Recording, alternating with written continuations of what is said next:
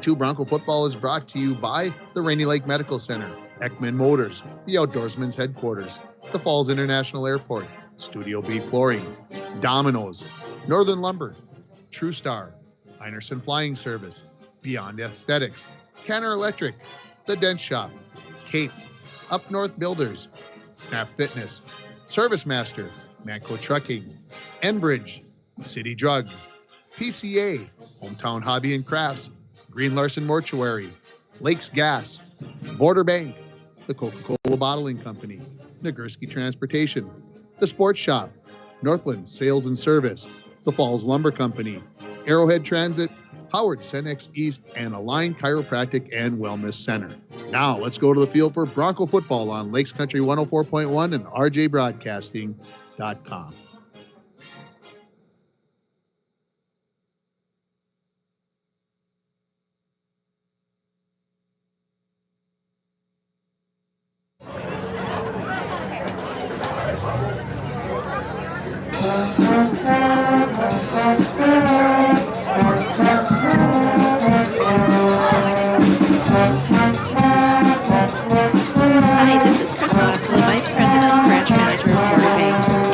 Business, you know how important having the right banker is to the success of your business. At Border Bank, we are proud to have earned the reputation of caring for our customers' business as if they were our own. We're more than business bankers, we're partners, and our customer success is our ultimate goal. If your business could use that kind of attention, reach out to me to explore what business banking at Border Bank can do for you. We're Border Bank, partnering with Northern Minnesota businesses since 1935. Member FDIC.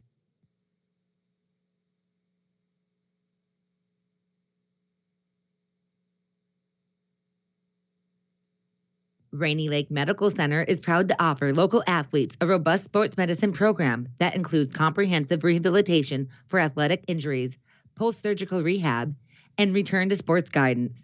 Rainy Lake Medical Center's advanced concussion management program offers additional protection and peace of mind to athletes and parents. For more information, call Rainy Lake Medical Center Therapy and Wellness Department at 283-5420.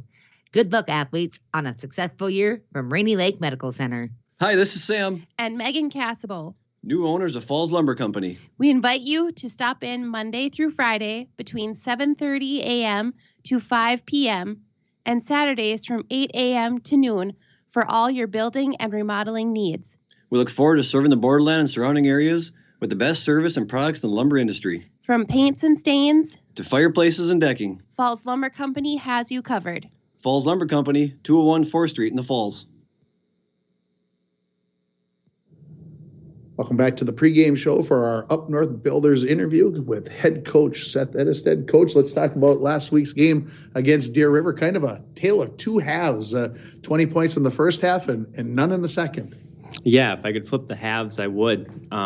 First half, we really started connecting things in the second quarter, had a few great explosive plays, got a few scores on, threw some trickery in there. The kids were excited and flying around. We almost had another score right before the half that got called back on a not the best penalty call, but it is what it is. And in the second half, it was just like you said, a tale of two halves where we made a fatal error right on kick receive right away.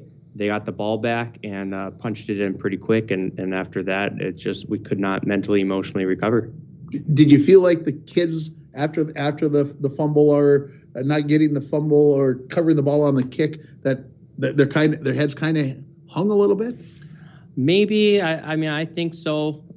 You're looking at so many things in the game, but there was definitely respect to the crowd. The crowd definitely filtered out because many leaders were over after half. So there was just this loud intensity in the second quarter. We're flying around, and then we come out, and it's quieted down a lot.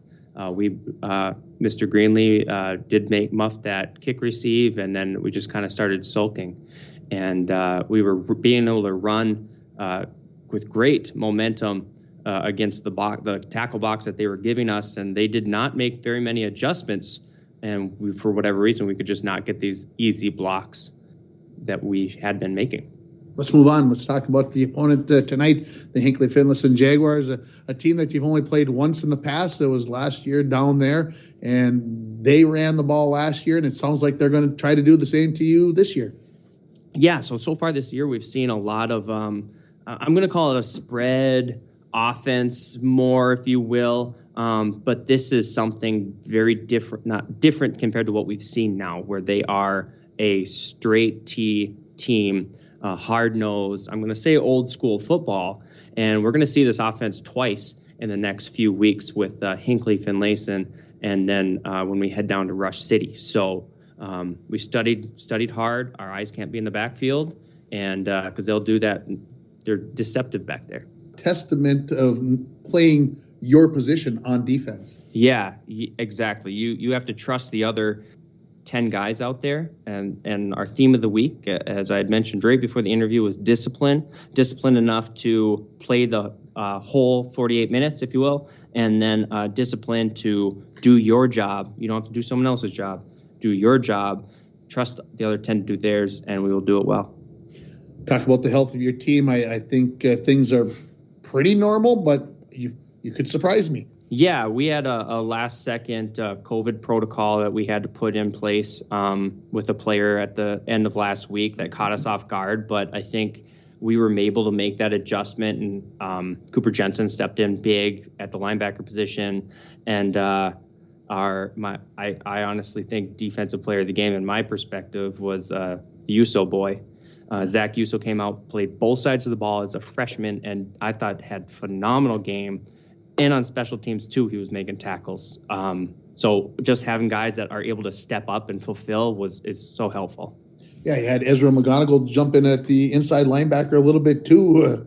Excuse me, he was noticeable in there. Yeah, well, we first noticed that he was not doing his job at corner. And so we had to pull him off for a minute, but then he was like, oh, he's determined. And we noticed he was coming up in past games and ready to hit. And so he's having trouble with the corner type read, but the linebacker stepping forward, he's been doing better at. So just, acknowledging that, making that switch. And again, Uso out at corner with Jake Olson being out the last couple of weeks. He did awesome.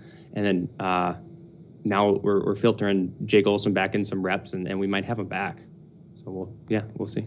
That would be great. Yeah. Coach, let's go get him. Appreciate it. For the exciting, the unexpected, and everything in between, TrueStar has a loan for that. Hi, I'm Amy Carew, consumer lender at TrueStar Federal Credit Union. Are you looking to consolidate your bills, purchase a new vehicle, or are you ready to take the vacation of your dreams? We want to help make this happen for you. Apply online at TrueStarFCU.com.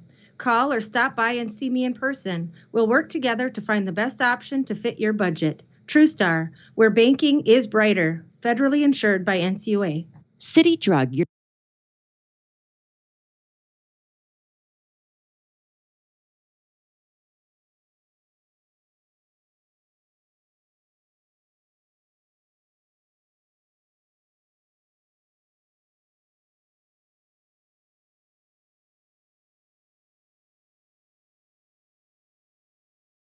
That's why healthy cooking. City Drug. Taking the time to listen and care. Employees at Packaging Corporation of America have been producing quality paper for over a century. We understand our responsibility to the community, and we're honored to support the many needs and events occurring in the borderland. From providing donations to local schools and events to supporting organizations meeting physical needs in our community, Packaging Corporation of America does more than make paper. We make a difference.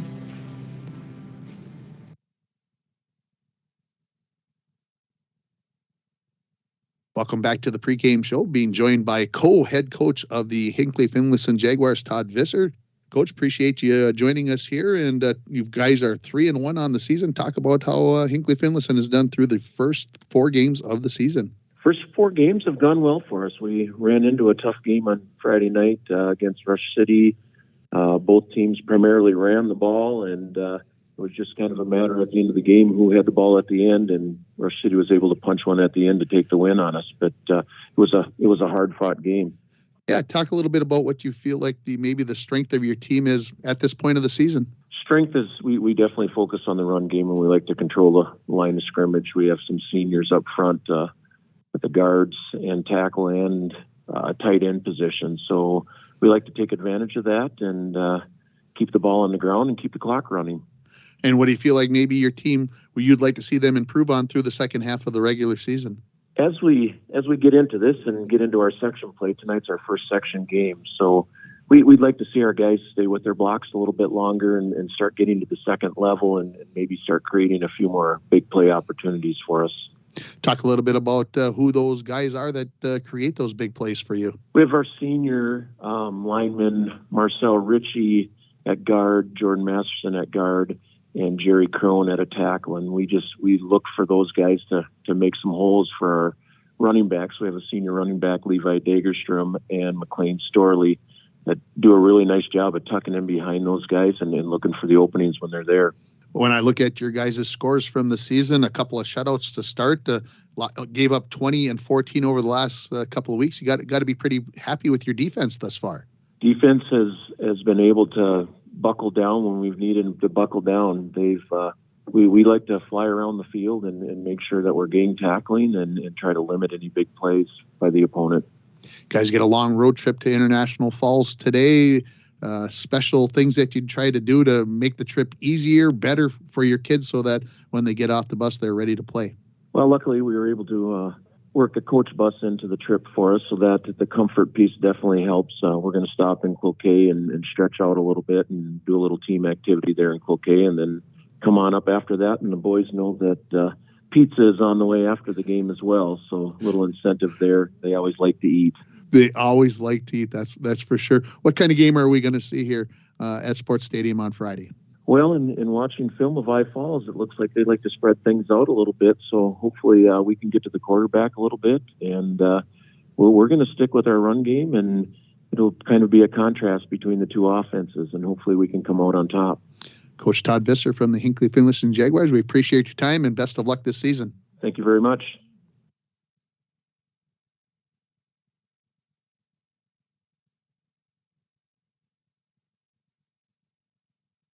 Fall is right around the corner, and so is hunting season, so stop at the Outdoorsman's headquarters to get you and your hunting partners ready.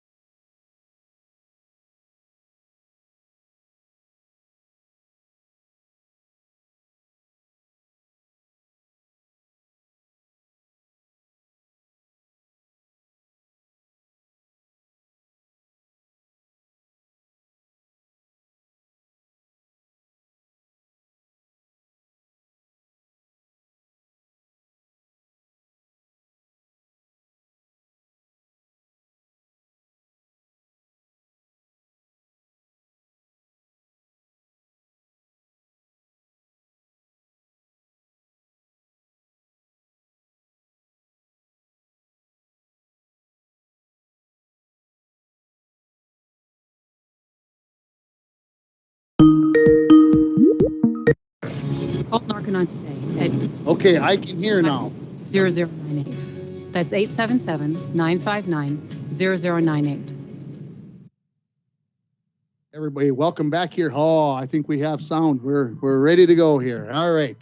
Well, everybody, thank you for your patience while we've been working through the commercials and everything else. We had to go another way here to get everything to where we want it. And welcome to Sports Stadium here, everybody, as it is Friday night and Hinckley-Finlayson is the opponent here tonight.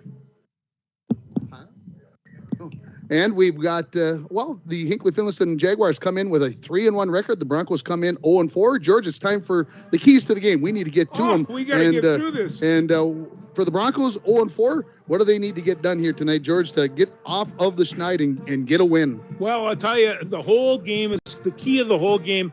And it gets boring to listen to us. But in this case, because they run such a tight offense that the defensive line has to really make a solid contribution. The good news is the Broncos' defensive line has improved the last couple of games. And when you take a look at Hinckley's defense, they run 5-4. They have 9 people in the box all the time and a couple of people hanging around on the edges, and that's about it. But they're going to be playing the run a lot, but they do split out the linebackers when there are wide receivers and wideouts.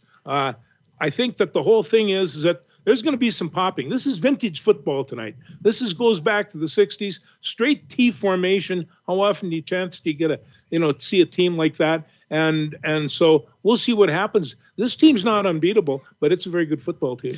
The keys of the game are brought to you by Rainy Lake Houseboats, located on the Minnesota-Ontario border on magnificent Rainy Lake. It's where the highways end and the ancient waterways begin. They offer amazing Minnesota houseboat vacations on Rainy Lake in Voyageurs National Park. You can get a hold of them at 1-800-554-9188. You are listening to the Hometown Hobby and Crafts pregame show.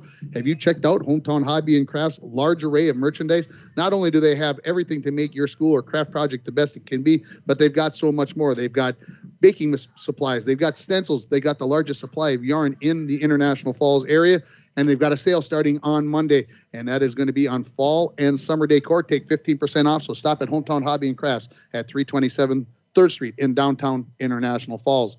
If you haven't got your phone out to give me a text at 218-324-3053, you can let me know who you think is going to score the first touchdown of the game for the Broncos tonight. And if you get that correct, you're going to win a $5 gift certificate to Domino's. And while you've got your phone out, give them a call at 218-283-3444 or go to Domino's.com to order your favorite pizza, chicken wings, pasta, or a sandwich. And also, as long as I'm in the mood for reading reads, don't forget that the coaches' interviews were brought to you by Up North Builders, expert construction in International Falls. They've got planning, they've got management, they've got experience, and it makes a difference. Up North Builders. We're going to take another break here on the Hometown Hobby and Crafts pregame show. When we come back, we'll have the starting lineups for you from Sports Stadium as the Broncos take on the Hinckley-Finlayson Jaguars. You're listening to the pregame show for Bronco football. New vehicles coming in at Ekman GM of International Falls. Check this out. New 2022 GMC Sierra 1500 four-wheel drive. Sale price $65.70. And this new 2022 GMC Yukon XL four-wheel drive SLT. Price to move at $72,770. And this 2022 GMC Sierra 1500 four-wheel drive Pro. Sale price $45,745. GMC, we are professional grade. GMC. Find out more at ekmanifalls.com.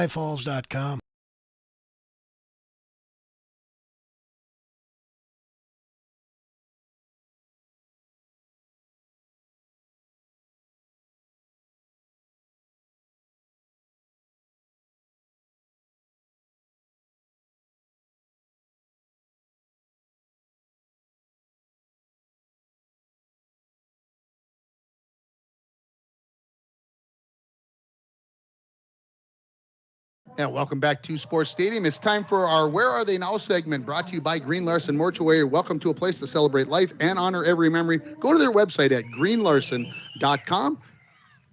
It's time now for our Where Are They Now segment, sponsored by Green-Larson Mortuary. With us this evening is Mike Manassa, who is a former Bronco football player, hockey player, and track and field athlete. Mike, where are you now? Thanks, Tim. Pleasure to be on the radio. I've always enjoyed my time with Bronco sports, whether it was playing or coaching. I am proud to say that right now, today, I'm the Vice President of Development at the University of North Dakota Alumni Association and Foundation. I had the opportunity to come and be a student athlete here at the University of North Dakota after graduating from Falls High in 1994. Finished my degree here at the University of North Dakota. I had the opportunity to come back home, coach for 2 years with you and Nordy for a couple of years, coach some great kids, both in football and hockey, and then had the opportunity to come back and coach for 12 years at my alma mater here at the University of North Dakota, where I ascended to being the associate head coach and the defensive coordinator. And after finishing coaching, then I joined the Alumni Association, and where I've now moved up to the vice president of development, supervised 17 development officers, where we're out and fundraising for the University of North Dakota, primarily for students and faculties and buildings.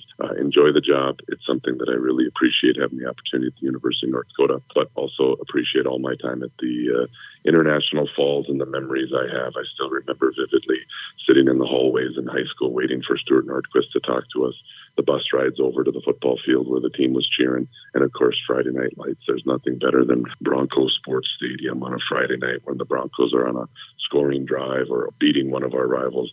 The Proctor Hermantown games stick out in my mind for that. So great memories. I am married now. My wife Tiffany is a teacher here in town. We have 2 children. Our daughter Maya is a sophomore in high school, and our son Max is an 8th grader. So great memories, great opportunity for me to stay in the Northlands here. North Dakota's been great to me, but International Falls will always have a special place in my heart, and Bronco sports specifically. And that is Mike Manassa there on our Where Are They Now segment, brought to you by Green Larson Mortuary. It's time for our starting lineups, brought to you by the Sports Shop. For honest service and fair prices on bikes, hockey equipment, and more, come to the Sports Shop in downtown International Falls. Starting for Hinckley-Finlayson on defense, on the defensive line will be number 4 senior Marcel Ritchie. Also number 67 senior Jeremiah Crone. Senior number 53 Jordan Masterson. Tackle number 69, senior Charles Mayer, and the end is number 1 is a junior Griffin Steele. Your linebackers, number 2, senior Levi Degerstrom, number 3, sophomore Ty Westrom, number 4, junior Cody Klein, and sophomore number 26, Stephen Clark. Your corners or your defensive backs, whichever way you want to look at them, is going to be number 17, junior Trey Visser, and number 13, senior McLean Storley. Looking at the offense for the International Falls Broncos, starting at quarterback, number 15, Cody Joslin. Alongside of him in the backfield will be number 44, sophomore Cooper Crandall. Your wide receivers on the slots will be number 13, freshman Kane Thompson, and junior number 20, Charlie Greenlee. Your split ends are going to be senior number 4, Ezra McGonigal, and junior number 82, Hendricks Torgerson.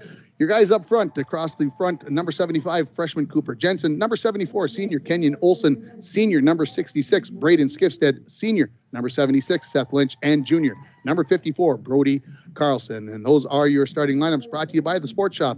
For honest service and fair prices on bikes, hockey equipment, and more, come to the Sports Shop in downtown International Falls.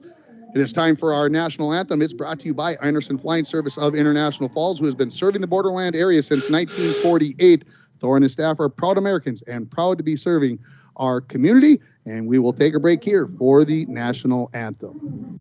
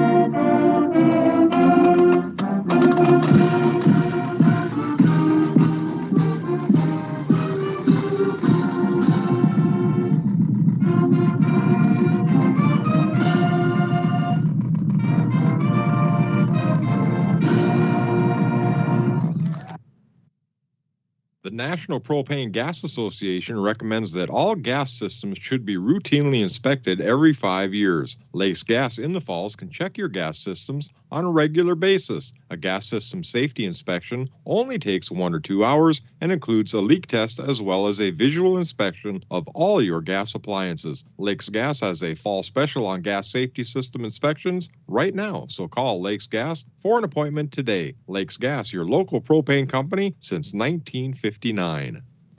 Welcome back here to Sports Stadium.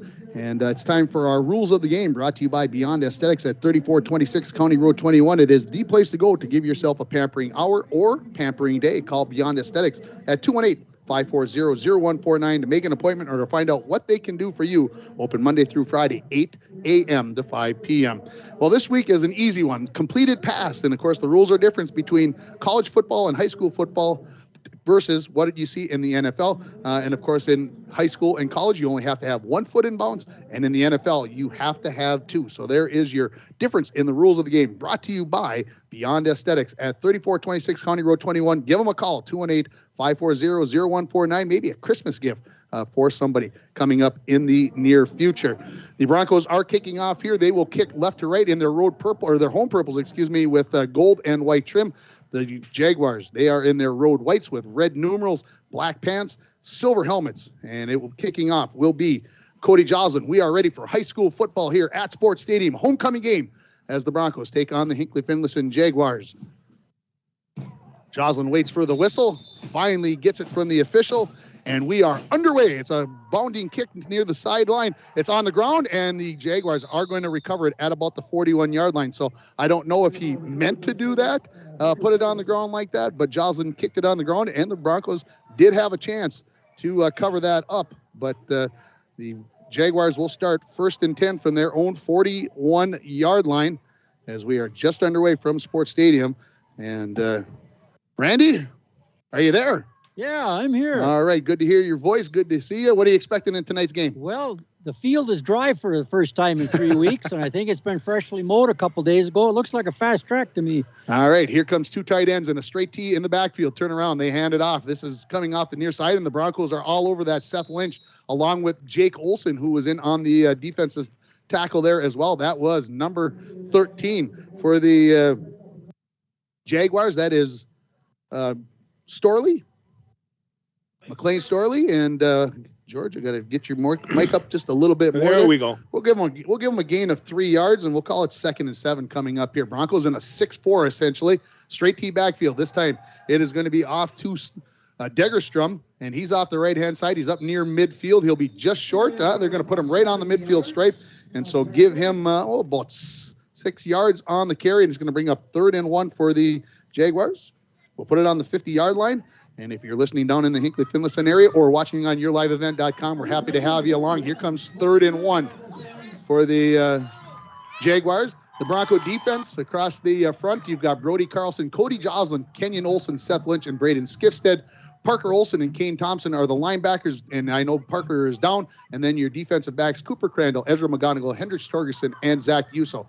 Handoff. This is going to be off tackle and enough for the first down, about a gain of about 2. It looks like the official on the far side is going to give Degerstrom the carry there. So we'll put him at the 48-yard line. It's a first down. And I think this is what we're going to see a lot of, obviously, in this matchup here tonight, that we are going to see some grinding of the clock. Not going to see this ball necessarily be thrown into the air. Here come the Jags, 2 tight ends. Stay with that straight T backfield. Quarterback Visser is under center. Going to hand it off on the dive, and this is a good run. This is going to be inside of the 40-yard line, a gain of about 9. We'll see where they're going to put him right at the 40, and this is Storley that is going to come up with a gain of 8 yards on first down. So 2nd and 2 coming up for the Jags as they take in the opening possession. 10-10 and counting remaining in this first quarter. No score on your PCA and Napa Auto Parts scoreboard. Lights starting to take full effect here as the sun has set. Straight T backfield again on 2nd and 2. Fullback right up the middle, and he's going to be stopped right there. That is Griffin Steele, and we'll give him a gain. Well, if we look at the official on this side, it's going to be a 1-yard gain. If we look at the other side, it's going to be none, and they're going to look to the other side, and they're going to say no gain. So 3rd and 2 as the Broncos on that interior stand up, and the 2 guys over the center there, that is looks like Seth Lynch and Parker Olson. And playing one of the ends is Cooper Jensen as down in a 3-point stance. So as one of the defensive tackles is Braden Skifstead. So bring up 3rd and 2 here from the 40-yard line. Quickly up to the line, the Jags. Turn around.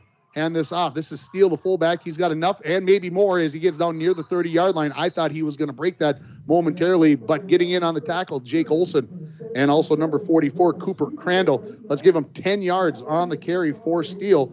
And another first down for the Jags here. The key to this defense is nose guard and the tackles. They have to play real tough. And I'll tell you, the front five for Hinckley, they're good, thick cement blocks. The coach spoke highly of that offensive line with a lot of senior leadership up front. Same formation. Little deception in the backfield off the near side. This is Storley going off tackle. He's going to get a gain of about 4 yards. Nothing glorious in this. This is just, look, can you stop us? And if you can't, it's going to be a long night. Just 4 officials here this evening, so the referee always running up to spot the ball. That's something that we're not used to seeing. Usually there's a 5th official, but we'll deal with that. Halftime, we'll talk a little bit more about the games going on across the area. And, of course, we'll do that in our Dent Shop halftime report. Jaguars taking a little extra time in the huddle. It makes you think that something may be going on here. 2nd and 6 for Hinckley-Finlayson. Straight T backfield, approaching 8 minutes remaining in the quarter. Broncos almost jumped offside, and here comes Degerson offside. He's got some room inside the 25, and he's going to be taken down at about the 20-yard line. And coming up off the bottom of the pile there, that is going to be Cody Joslin, who came up with the tackle. We'll see where they mark him down here, just short of the 20. So we'll give him 5 yards on the play. We'll officially mark it at the 21-yard line. 3rd and less than a yard coming up for the Jags. Of course, definitely 4-down territory here as we are now under 7:45 remaining in the first quarter. Broncos yet to have an offensive possession as the Jags started on their own 41, and they have just methodically moved it down the field. This is going to be the halfback Degerstrom off the left-hand side, straight up on a dive. Good old-fashioned football right there. He's got enough for the first down. It really is good old-fashioned football, and it's ball control football as well. Put the ball on the 18, another first down. So that is the 3rd first down for the Jags, as they are now inside the 20-yard line in the red zone. Quarterback Visser runs over and gets the play call from the sideline each time, so the other 10 guys just sit there and wait. They do a close huddle, so they don't have very far to go. This is going to be Degerstrom off the right-hand side. No, it's the fullback up the middle. He's into the end zone, and it is a touchdown. He's in. Yes, he is. And that they did a good job of getting me the fullback right there. Storley is in for the touchdown, and the Jaguars take the 6-0 lead. Well, wait a minute now. They haven't put it up. Yeah, here comes the 2-point conversion. Was that Storley or Steele that got that? That was Steele. You are correct. I said that wrong. I had the name in my mind, and so ready to come on and kick the extra point. This is number 67. This is Jeremiah Crone, who will look to add the extra point.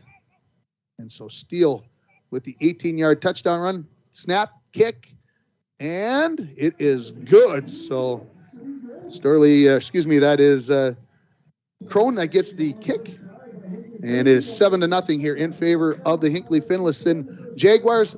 We are just about 5 minutes in. We'll take a quick timeout. We'll come back with more from Sports Stadium. You're listening to Bronco Football on Lakes Country 104.1, rjbroadcasting.com, and you're watching it on yourliveevent.com. At Packaging Corporation of America, we're proud to sustainably manufacture America's top-selling brand of paper right here at our International Falls Mill. PCA is committed to U.S. manufacturing, environmental excellence, and providing great support to the many events that make our community unique, including the International Falls Bass Championship. At Packaging Corporation of America, we make more than paper. We make a difference. 10 plays, 59 yards for the Jags as they go in and get the extra point kick. They lead at 7-0. Quick update from John Thompson Field in Little Fork. North Central trailing 14-0 to Cook County at the half. So maybe a little bit of a shocker there as we'll get the kickoff here. And it is not the same. What number we got there kicking off? Can you see down there, Randy, for me? He's perpendicular to me. I can't quite. It's number 3. It's number 3. That is Ty Westrom, one of the linebackers. So he gets ready to kick off here. Back deep for the Broncos, Cooper Crandall and Zach Uso.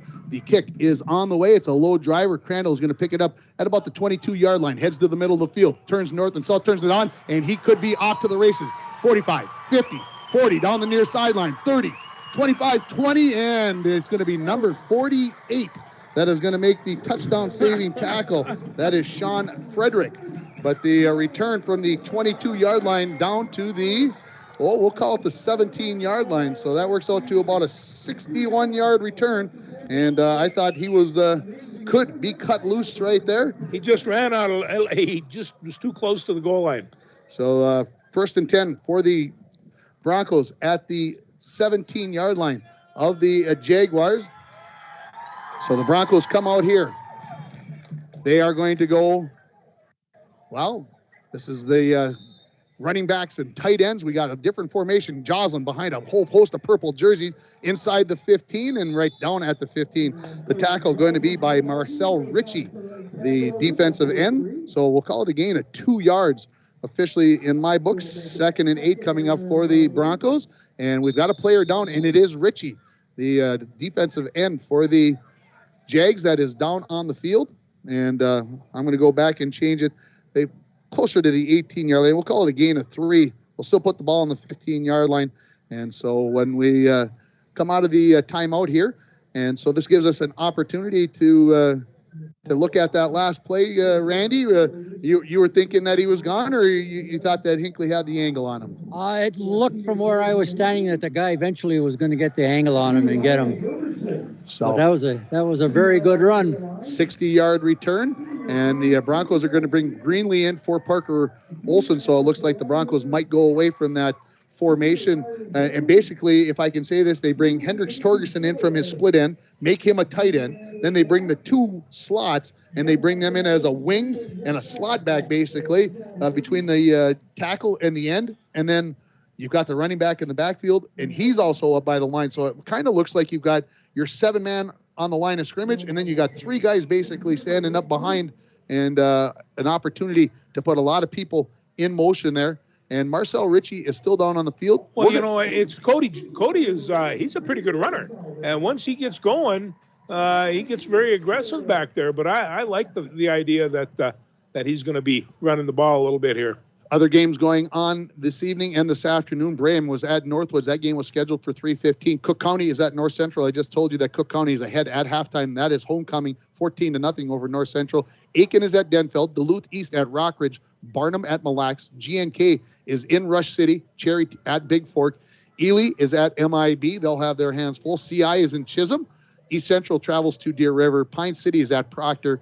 Esco at Two Harbors. Mora at Hibbing. Hermantown at Cloquet. North Branch is at Grand Rapids, and Mesabi East is at Moose Lake Willow River. That game had a 24-0 score at the half in favor of the Moose Lake Willow River Rebels. So we'll see how that all plays out. And obviously, Moose Lake still undefeated and still the top of Section 7-2A. And, of course, both these teams would like to be able to take down the Rebels off of their championship perch. And looks like they're about ready to stand up. Marcel Ritchie here, number 54, and he's able to stand. Yeah, he's one of the blocks of cement. This guy, he's not walking quickly, but he is able to put weight on that leg. So that's a good sign for the Jaguars. I think he's going to be back. So We're checking his left knee out very closely. Okay. And I didn't see if he got twisted under or what happened there. So coming up here, 2nd and 7 for the Broncos from the 15-yard line. They're going to go back to that traditional set, 2 wide receivers each side. The ball is on the near hash. The Broncos going left to right in this first quarter. There's a little bit of a breeze out there, kind of maybe helping out the Broncos as I look at it. Kind of sideways here. Joslin takes the snap, hands it off to Crandall up the middle. He finds a crease. He's down near the 10-yard line before he's going to be dragged down there by number 26. That is Stephen Clark. And so we'll put him on the 11-yard line. So a gain of 4 for Crandall, and that'll bring up 3rd and 3 for the Falls from the 11-yard line. Same formation, 2 wide receivers each side. Crandall's going to get the handoff. Cuts up in the middle, and he is met by Clark again there right at the line of scrimmage. And it will give him a gain of 1. So put it on the 10-yard line. Now 4th and about 2.5 yards to go. And the Broncos got to be thinking here, what do we want to do? I don't think this is a field goal situation. No, probably not. So they stay with that same formation. Crandall to the left of Joslin. Will he get the ball again, or will they put it into the air? Skifstead And we'll come back over. We'll check the play. Everybody's on the same page. Let's hope. Joslin asks for the ball. He gets it. We're going to throw it. Throws into the flat and knocked away as that ball had kind of lobbed it in there, and knocking away at the last moment was number 2, Levi Degerstrom. And that will take care of the Bronco drive, as that will go, well, they go 3 and out is what they've got. They started at the 18-yard line, and Hinckley-Finlayson will take over on their own 10-yard line, 1st and 10. So you get that big play, and I'm not saying that anything about the injury, but that seemed to take a little bit of the energy out of the Bronco drive there, maybe. Kind of slowed them down. So from the 10-yard line, Broncos will go back with that 6-man line, as they'll go 64 here on the defense. Basically just a free safety. Hendricks Torgerson in the deep backfield. Turn around, hand this off to Degerstrom. He's just dragging the pile. Seth Lynch hanging on for dear life. Cooper Jensen will come over there and finally put a stop to it, but not until it's a gain of 4 yards for Degerstrom, and 2nd and 6 coming up for Hinckley-Finlayson. And Cooper Jensen, one of the defensive ends, comes in and helps out Lynch, like I said, who was hanging on. We're going to go under 5 minutes remaining. Hinckley-Finlayson is ahead 7-0 on your PCA and Napa Auto Parts scoreboard. Straight T backfield. This is Degerstrom. No, this is going to be the fullback right up the middle, and he finds the going very difficult as Jake Olson and I believe that was Cooper Crandall that were there to make the tackle. We'll call it a gain of 1 yard. Bring up 3rd and 5. For the Jags, coming out of the lineup is going to be Seth Lynch, and going in is going to be Logan Nordby, number 45, in at that defensive tackle position. So maybe something they want to talk to Seth about. Same formation, 2 tight ends, straight T backfield. Handoff, a little bit of room, a crease across the 20. They got the first down, and finally Cooper Jensen and Ezra McGonigal and Jake Olson will all get there to make the tackle, but not before it's a gain of 9 yards for number 4, and that is Cody Klein, the junior, his first carry of the game, as we approach 4 minutes now remaining in the first quarter. 7-0 on your PCA and Napa Auto Parts scoreboard. Need a new battery? Score one today at Napa Auto Parts of International Falls. We're going to go back and we're going to give that return, that kickoff return, we're going to give that the run of the game, brought to you by Northern Lumber, everything to build anything, located on Highway 53 at 307th Street in International Falls. 1st and 10.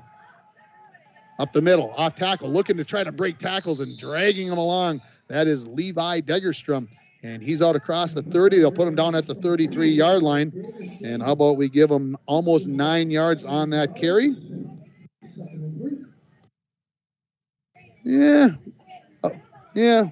We'll call it 9. It's a long one.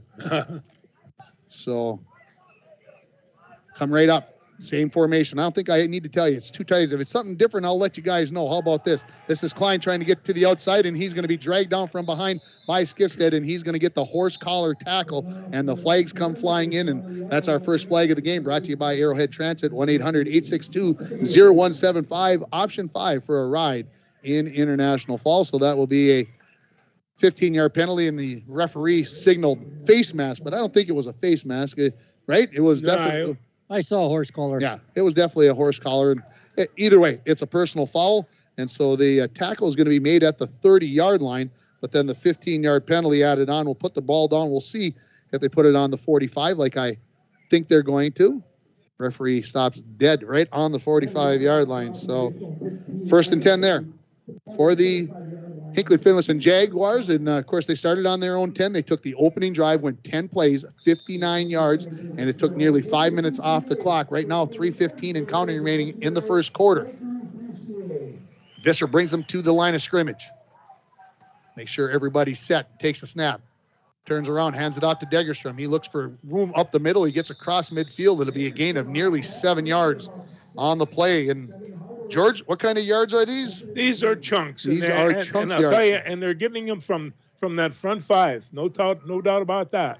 Yeah, there's not much of a crease there, but you got to give. They just kind of keep grading it forward. They do. And the Broncos thus far has had 3 offensive plays. Yeah, might be all they get in the first quarter. It might be. So 2nd and about 3.5 yards coming up for the, and they're going to go wing, they're going to go wing T, wing over. They'll follow that wing. Going to the outside. This is number 1. This is steal, and the Broncos were all over that. That is Brody Carlson with the tackle for loss. So we'll see where they officially give them 4, or where they mark them down at. They're going to put them at the 45. So they got 7 on first down. Take all 7 yards of those away on second down. So 3rd and 10 coming up. And this is the first 3rd and long situation for the Jags as we go under 2 minutes remaining. So let's see. Will Hinckley-Finlayson put the ball into the air? That is the big question. They go with the straight T backfield. Turn around. They hand this off up the middle, and it's the fullback, and he's looking for room, and he's going to get about 7 or 8 of that. He was hit at the line of scrimmage, I think, by Cody Joslin, but bounced off of that, and that was Griffin Steele who made that nice run. So we'll give them 8 yards. It's going to be 4th and 2 from the Bronco 47-yard line, and they're not punting, are they? No, they're not going to punt. I don't think they're going to punt either. Here comes Visser from the sideline with the play. So will they try to get the Broncos to jump? That's one thing. Could be a hard count here. The Broncos got to stay disciplined, but at the same time, they want to make sure they get some pressure here and not allow the 4th and about 2.5-yard play to be successful. Visser under center. In motion, and the halfback, that was Klein, number 4, that got an early jump. That might be a different situation. I was just going to say, you want to change your vote there on whether they're going to punt? Of course, I wouldn't put it past them because they trust their defense. Yeah. So, So 4th and about 6.5, 7 yards coming up here for the Hinckley-Finlayson Jaguars, as we are going to go under a minute if they start the clock. The referee wants them to. They're going to go with 2 split. No, they're going to punt here. So getting ready to punt here is Hinckley-Finlayson. Back deep is Cooper Crandall. They're going to, I thought they were going to fake it. Klein, he drove that one on the ground. That thing never got above 3 feet off the ground, and it will come to a rest at the 19-yard line. So it'll be a punt of 33 yards, and the Broncos will take over 1st and 10 from their own 19-yard line. And so Hinckley-Finlayson drives to from their own 10 out across midfield, then come backwards and unable to progress any further. Broncos will get an opportunity here with 48 seconds left, down 7-0 on your Napa Auto Parts and PCA scoreboard. Broncos got 3 receivers to the near side of the field. The ball is on the far hash. Joslin drops back, looks in the flat, looking for Greenlee, and he overthrows him. So 2nd and 10 coming up here. Took just 5 seconds off the clock. Greenlee was open, but just the throw just overthrew him there. So 3 wide receivers again to the near side in Hendricks Torgerson, Charlie Greenlee, and Kane Thompson. The lone receiver to the far side of the field, that's Ezra McGonigal. In the backfield is Cooper Crandall. Joslin drops back. He looks to the single receiver side. Behind the defense is Ezra McGonigal, but it's overthrown by about 3 steps as McGonigal had beaten the corner out there, and that looks like that is number 4. That is Cody Klein that was out there, and McGonigal showed that he could get past him. That's something I'm sure the coaching staff will keep in mind. So now they're going to go back to the 2 receivers on each side. 3rd and 10 coming up for the Broncos. That does spread that Hinckley defense out. They have taken just 11 seconds off the clock here on this possession after their 3 and out on the previous possession. Joslin fakes the flat. Down the middle they're going to go, and they got Greenlee, and he overthrows him along the far sideline. And again, it was Cody Klein that got beat deep. So they changed the receiver out there who it was, but they will go 3 and out once again, and now they will be punting here as Landon Budrus comes running onto the field. So the Broncos started that drive with 48 seconds left, I think I said. There's 31 seconds left. It stopped. So the punt coming here for Budrus. Standing back at midfield is Levi Degerstrom. Budrus stands about his own 10-yard line. We get a flag, and somebody must have flinched because it's a 5-yard penalty on the Broncos. So put it back on the 14-yard line now, and they'll have 4th and 15. So Degerstrom will take a few steps forward. And I didn't see who the penalty was on, but obviously somebody flinched. Skifstead is the snapper. It's a good snap. Budrus gets the kick away. It's going to be short. It's going to land at about the 35. Go backwards. It hit Klein, and the Broncos are going to recover it, and it's going to be their possession. And this is going to be the first turnover of the game as Klein is going to get the unfortunate bounce. He didn't know that it was coming right back at him. He ran right into it, and I did not see who recovered it. It could have been Zach Uso that got the punt recovery, and so we are going to have a 24-yard punt with no return, and the Broncos will maintain possession here at the 1st and 10 at the 38-yard line. 2 wide receivers each side, 22 seconds remaining in the first quarter. Joslin fires it into the flat, caught by McGonigal. He heads up the far sideline, 45, and he's up near a first down. We'll have to see where they mark him out of bounds. They stop the clock with 14 seconds remaining in this first quarter, and they put the stake up. Looks like it's going to be good enough for about 9 yards. That's our first completion. We had to pick one up sooner or later. 2nd and 1 coming up for the Broncos from the 47-yard line. 3 receivers to the near side. Joslin has Crandall to his left in the backfield, and the Broncos got going a little bit early. And wide receivers should never, ever, ever, ever, never be called for offsides.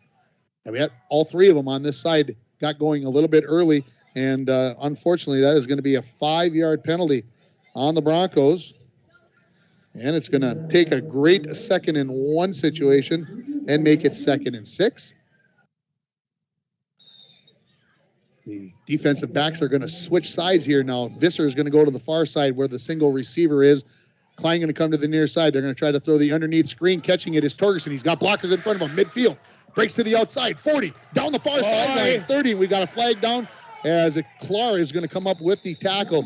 But I believe that Ezra McGonigal is going to get called for a holding call at about the 35-yard line. So it's going to be enough for the first down with the 10-yard penalty, and the quarter has come to an end. So what we'll do is we'll take a break, and then we will come back with the second quarter. Your score after 12 minutes. Hinckley-Finlayson 7, International Falls 0. You're listening to Bronco Football on Lakes Country 104.1, rjbroadcasting.com, and you're watching it on yourliveevent.com. Lakes Gas would like to help you have some peace of mind this fall as we head towards the winter months. Now is a good time to get ahead and beat the cold weather demand and have your propane tanks filled up. Have peace of mind knowing that your tanks are full and ready to heat the house when the cold weather and the heating season gets here. Give Lakes Gas a call today to get your propane tanks filled. For all your propane needs, call Lakes Gas at 283-3035 or visit them online at lakesgas.com.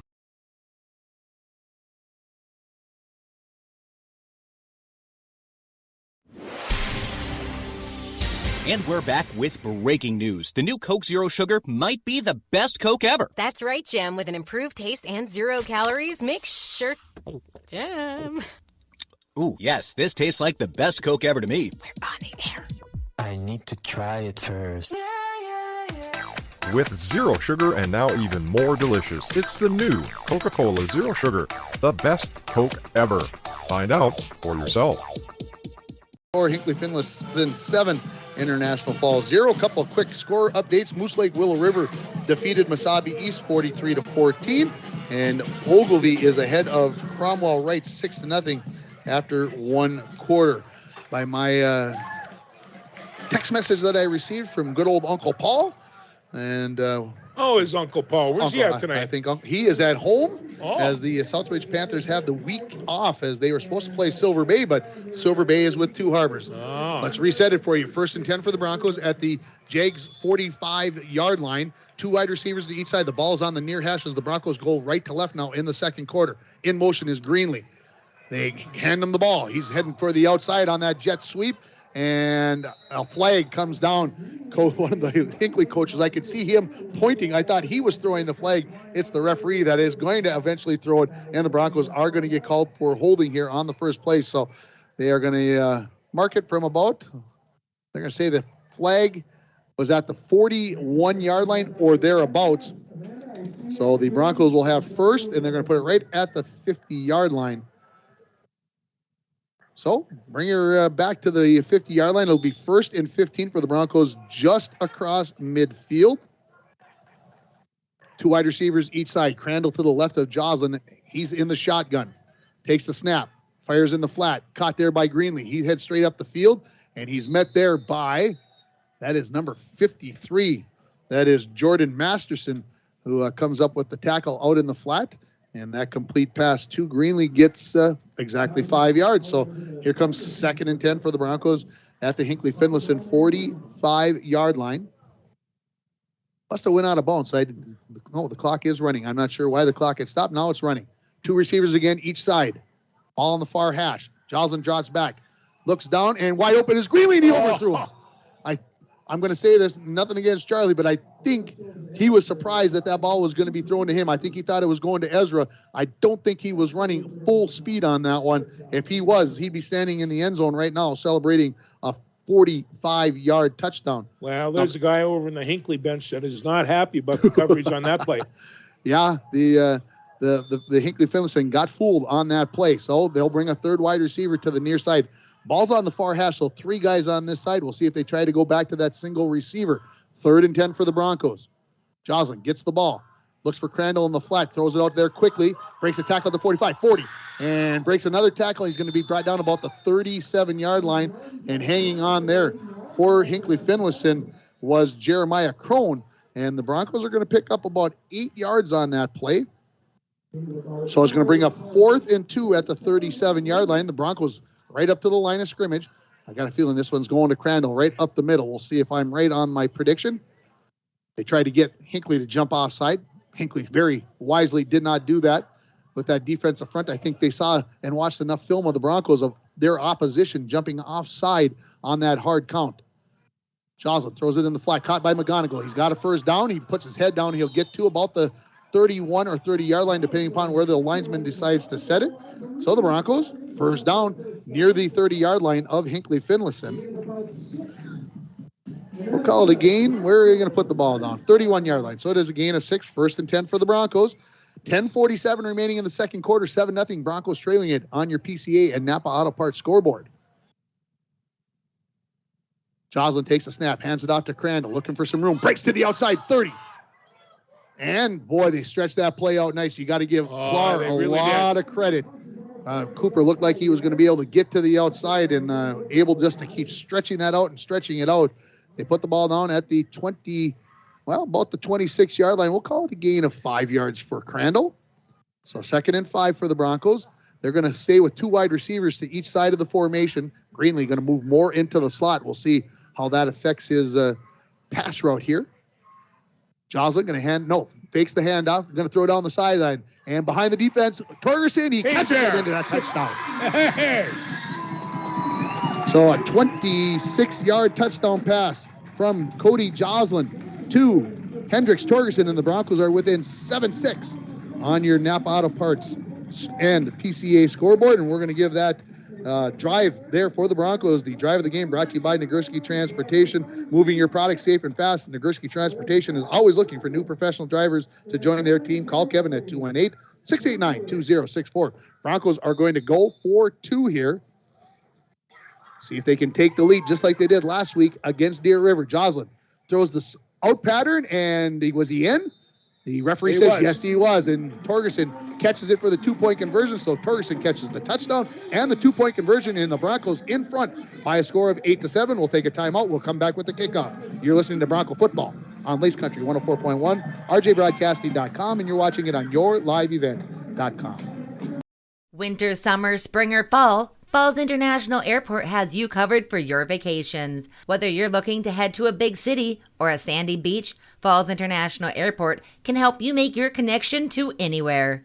With a modern terminal, free parking, free Wi-Fi, shorter lines, easy baggage claim, and more, you'll be happy you booked your flight out of Falls International Airport. To schedule your vacation getaway or for more information, log on at internationalfallsairport.com. Stadium, Broncos leading it 8-7 after the 2-point conversion, and the Broncos take advantage of the turnover after they had to punt. Go ahead, George. It was almost a play-action pass, but when they faked it to Crandall, that defensive line stopped, and the whole, mostly the secondary stopped as well, and Torgerson was able to get behind him, but he was wide open from that play. It was a nice play. So Joslin gets ready to kick it off here, right to left, back deep for Hinckley-Finlayson. Number 1, Griffin Steele, and number 2, Levi Degerstrom. I don't think you really probably want to kick it to either one of those at this point. That's just my opinion. But we can see how this all plays out. Joslin ready. And he sends it right down the middle on the line drive. Going to be picked up at the 15-yard line. Fumbled by Degerstrom. He picks it up. And Joslin grabs on, hangs on, and he gets some help in there from, I think Parker Olson also in there on the tackle, I believe. So after the 45-yard kick, Degerstrom's going to return it out to the 32-yard line. So that's a return of 17 yards, and that's where Hinckley-Finlayson will start 1st and 10 from their own 32-yard line. 9:51 remaining here in the second quarter. 8-7, the Broncos leading it on your Napa Auto Parts and PCA scoreboard. Need a new battery? Score one today at Napa Auto Parts of International Falls. Comes that straight T offense for Hinckley-Finlayson. Turn around, hand this off to Klein. He's going off the left-hand side. Fumbled the football, and the Broncos have recovered it. So back-to-back turnovers, both of them by Klein. And let's see if I can see who has the football here for the Broncos. I did not see who came up with it, folks. They way over on the far side of the field. Have I ever said that, when you have miscarriages like that and things just don't really work out, fumbles, and hey, that's a big part of this game. So the Broncos will start 1st and 10 at the Hinckley-Finlayson 34, So to the short side of the field, which is the far side of the field, the Broncos have 3 wide receivers. McGonigal all by himself over here with Visser. We'll see. Do they go one-on-one and try to go for the throat right here on this first play after the turnover? Joslin. They do. They're going to throw the hook and lateral right here. Crandall's got it, and he's down the sideline. Another one. I don't believe this. So this one is to McGonigal in between. It is a 34-yard touchdown, and the Broncos do go for the throat on the first play after the turnover, and they lead it by a score of 14-7. And so 26 yards on the hook and the lateral, and the Broncos will look to go up here possibly by 2 scores here if they can get this 2-point conversion in here. I would assume that that's what they are going to do. I do not see number 88 coming out onto the field. So that's the 2-point conversion is coming. Joslin takes the snap. He's going to run a little shovel pass to Parker Olson. He is in for the 2-point conversion, and the Broncos are up by 9 points, 16-7. We'll take a break. We'll come back with the kickoff. You're listening to Bronco Football on Lakes Country 104.1 and online at rjbroadcasting.com and watching it on yourliveevent.com. I'm dreaming of a world where thinkers and doers collide, where technology creates pathways for new opportunities and ideas. I want to ask questions and shape the answers that lead to real and meaningful advancements in this digital era. I'm going to innovate the world someday.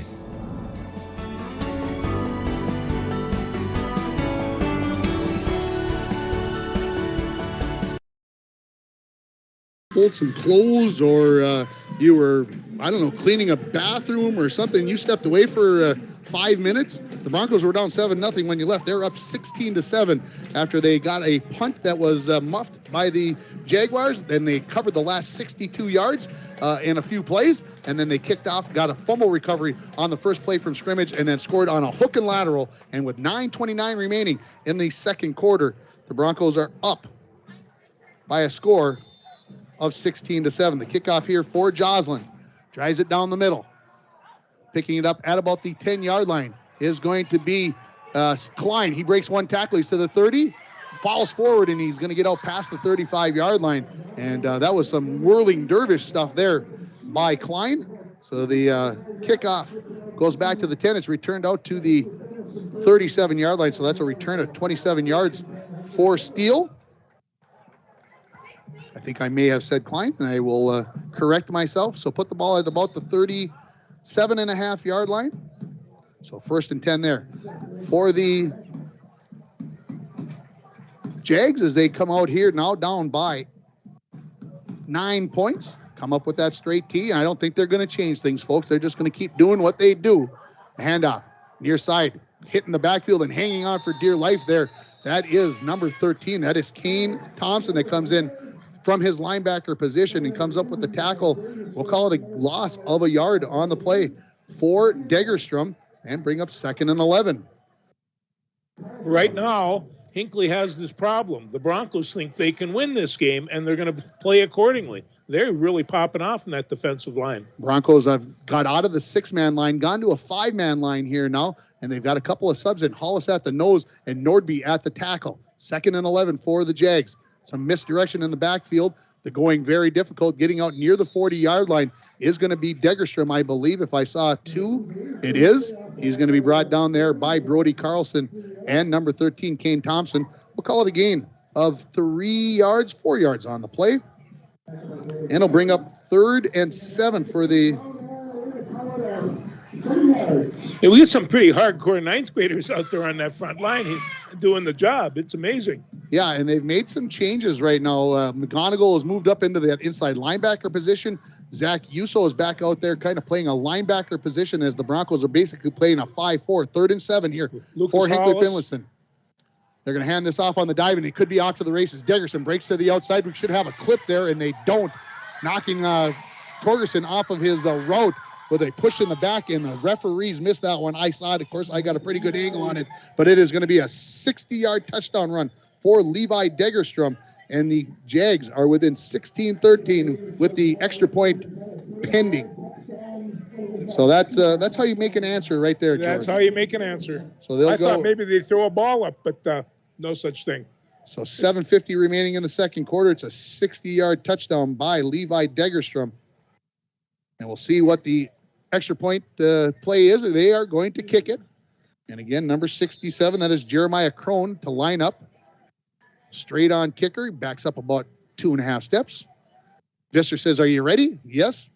Snap, hold, and a line drive off the dugout roof. That barely cleared the crossbar, but the kick is good by number 67, and it is 16-14 here with the Broncos leading it with 7:50 remaining in the second quarter. We'll take a break. We'll come back with more. First home, growing family, cabin on the lake. Is it time? New vehicles coming in at Ekman GM of International Falls. Check this out. New 2022 GMC Sierra 1500 4-wheel drive. Sale price $65.70. And this new 2022 GMC Yukon XL 4-wheel drive SLT. Price to move at $72,770. And this 2022 GMC Sierra 1500 4-wheel drive Pro. Sale price $45,745. GMC, we are professional grade GMC. Find out more at EckmanIFalls.com. When it's packed in so tight, it's really hard to pick up what they're doing, but they just have a relentless ground game and 3 excellent backs. And these linemen are something else with their blocking. Big boys. And I see that number 67, Jeremiah Crone, he's got a tear in his front jersey. You can't even see the 6 on his jersey anymore. Those jerseys are so tight these days. I believe it's 67. Back deep for the Broncos, Torrin Thompson and Zach Yuso ready to kick it off here is number 3. That is Westrom. And picking up the ball up short. I didn't see who it was, and it's going to be picked up near the 40-yard line, and the Broncos will have great field position as they get it out near the 48-yard line. And coming up off the bottom of the pile, that is Ezra McGonigal with the return. So Broncos will start 1st and 10 at their own 48-yard line. So great field position here. 7:43 remaining. Broncos up 16-14. Are we going to get into a shootout here, guys? Hey, we got a barn burner here. Are we going to end up 45-40 or something crazy like that? Not with a ground attack like that, I wouldn't think. Well, hey, you remember some Bronco teams that could run the ball and put up in the 40s pretty easily. You talked to one tonight. I did talk to one tonight with our Where Are They Now, brought to you by Green Larson, and we are looking on the field for something. I'm not sure what we're looking for, but I think Cody Joslin may have lost the mouthpiece, or it doesn't look like it would be a contact lens or anything like that. So the Broncos may have to take a timeout here to make sure that they can keep everybody on the field. The referee is coming over to talk to head coach Seth Edisted, and they are going to discuss the possibilities, the options. Seth has got a smile on his face. Yeah, he's got a chuckle going on there. So I think they're going to give him maybe one play. I don't know. One of the coaches is going to the locker room, so I don't know what that all means, folks. But as we come back here, the Broncos are going to go with that 2 tight end formation, 2 running backs right up near the offensive line, and then in the backfield is Crandall, straight up the middle. Not much ground there. Matter of fact, he's going to get no gain as the Jags were ready for that. The first one there with the red sleeves, that is number 74, and that is Big Jack Meyer. He's just a sophomore. Look at the size of that kid. Holy smokes. So no gain. Coming up 2nd and 10 here for the Broncos. I think Jack likes the game. He does. Yeah, he's probably the biggest, tallest guy out there. He's a good-sized kid. Broncos are going to go back to their 2 wide receiver on each side formation, 7-10 and counting. Broncos 2nd and 10 from their own 48-yard line. They lead at 16-14 on your Napa Auto Parts and PCA scoreboard. Joslin out into the flat. Crandall catches it on the run. Trying to get to midfield. He crosses underneath number 3 there, Westrom, and then coming in from behind was Steele to make the tackle. So we'll call it a gain of, almost 4 yards that they see where the referee puts it down at. He's deciding. We'll call it the 48-yard line. We'll call it a gain of 4. So 3rd and 6 coming up for the Broncos. It's about 5.5, really. Broncos probably, I'm getting the sense, George, that they are in 4-down territory right now. I don't know why. I think they are too. I think if it's 4th and less than 5, they're going to go for it. I don't know necessarily that I like that, but I'm saying that's what I feel. Joslin drops back. Throws deep. Kane Thompson goes up, and it's tipped away just at the last second by Clark. And Joslin underthrew that ball a little bit. If he throws that out there far enough, Thompson is standing in the end zone. So here comes 4th and 6 for the Broncos, and they've got to punt it here. I'm not even looking up, George. They have to punt it. They are not punting it. But I told you what my feeling was. Let's see if they can get him to jump offside. I think that's what they're hoping for here. They tried to. Hinckley-Finlayson wasn't buying.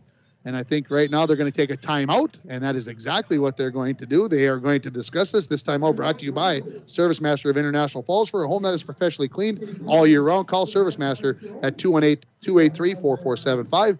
Todd and Gretchen will take very good care of you. All right, guys, we're going to keep it right here. I need to know what you guys are thinking the Broncos are going to do. George? 4 and 5, that's too far. At this point in time, no, Coach Milosky would have said you're crazy. So, no, they got to punt it. Randy? I think they should punt. They should punt here. We are 3 people agreeing. Joslin is now standing on the sideline. He's not on the field, which tells me that the coaching staff is agreeing with us that they are going to punt it away here. And I think it's the right choice. You're up by 2 points. You hate to give Hinckley-Finlayson a shorter field than they might want. Right there, yeah. So here comes the punt team, and it will be Landon Budrus will be standing near his own 40-yard line. Dagerstrom was going to run back deep, and the coaches are like, nope, just let it go. We're going to defend this. We're not going to give them anything free. Visser's like, hey, aren't we going to return it? The coach is like, nope. Punt is away by Budrus. It's going to land at about the 25-yard line, go sideways, and it'll be down at the 22-yard line. So it'll be a punt of 30 yards, and Hinckley-Finlayson will take over on their own 22-yard line, 1st and 10, as the Broncos go 3 and out. 6:07 remaining here in the second quarter. Broncos up 16-14, and we're happy to have you along. And Coach's Corner tomorrow morning, the Bronco football team will be in to talk with me, along with the Bronco girls swimming and diving team, as they've got hosting the Iron Range Conference meet coming up on Tuesday. We'll have that meet for you every second of it on yourliveevent.com. Not on the radio, just on yourliveevent.com. Visser breaks the huddle for the Jags. They've got 1st and 10 at their own 22. Straight T backfield. Visser under center. Turns around, hands it to the fullback, and he has got a jersey. Somebody's hanging on to the front of his jersey. Somebody was looking and for the no football. place to go, and that was Braden Skifstead. That was hanging on by a finger, maybe 2, and then a loss of a yard is going to be the official call there for Griffin Steele. So bring up 2nd and 11. And Braden Skifstead, pretty athletic, pretty good football player in there. He's probably the strongest guy on that team, in the front line. So, he'll play you well. Broncos go back to that 6-man line after giving up that 60-yard touchdown run. 2nd and 11, under 5.5 remaining in the second quarter. It's going to be a pass throwing down the far sideline, and open is Degerstrom, catches at the 45. Torgerson, is he able to push him out of bounds? No, and he is gone. He will go the distance. This is going to be a 79-yard touchdown pass to Levi Degerstrom, and the Jaguars lead it by a score of 20-16. And that is, that's a tough one, George. Well, they let you take a little nap back there. And so all of a sudden, when they throw that pass, they're very effective at it. And you have to respect that they could do that anytime. And so, that's a dangerous tool for a team that runs the ball so well. So Degerstrom gets into the end zone for the second time in about 2 minutes and 40 seconds. This is going to be a 2-play drive that's going to go 78 yards. That's a 79-yard touchdown pass. They started at the 22. And are they going to go for the 2-point conversion here? Yes, they are lined up with the score being 20-16. Visser under center. Turns around, hands it off to Klein. He goes off the left-hand side. He is not going to get in there. So the run fails. The score with 5:10 remaining in the second quarter. Hinckley-Finlayson 20, International Falls 16. You're listening to Bronco Football on Lakes Country 104.1 and rjbroadcasting.com. And you're watching it on yourliveevent.com. And we're back with breaking news. The new Coke Zero Sugar might be the best Coke ever. That's right, Jim. With an improved taste and 0 calories, make sure... Jim. Ooh, yes, this tastes like the best Coke ever to me. We're on the air. I need to try it first. With zero sugar and now even more delicious, it's the new Coca-Cola Zero Sugar, the best Coke ever. Find out for yourself. Here at Sports Stadium, 20-16, the lead for Hinckley-Finlayson. I'm going to give you a shocker, George. North Central going to the fourth quarter down 30-0. They have not scored in this game. I'm taken aback. I figured this was going to be like a 42-36 type of ball game, but North Central didn't. And we just talked about it. Could be injury. Something could have happened. We just don't know what's happened there. But the Hinckley-Finlayson is ready to kick it up here. This is going to be Ty Westrom, the big sophomore. Where do they get all these big kids from, George? These sophomores, they're huge. And this guy plays linebacker. Back deep for the Broncos, Yuso and Torrin Thompson. 5:10 remaining here. Broncos down by 4 here. Let's see if they can answer and regain the lead here. Westrom kicks it off. It's going to come down at about the 25. Thompson picked it up at the 23. He's going to come to the near sideline. 35, good speed to the 40 and out of bounds at about the 42-yard line. So we'll see where the official marks him out of bounds officially.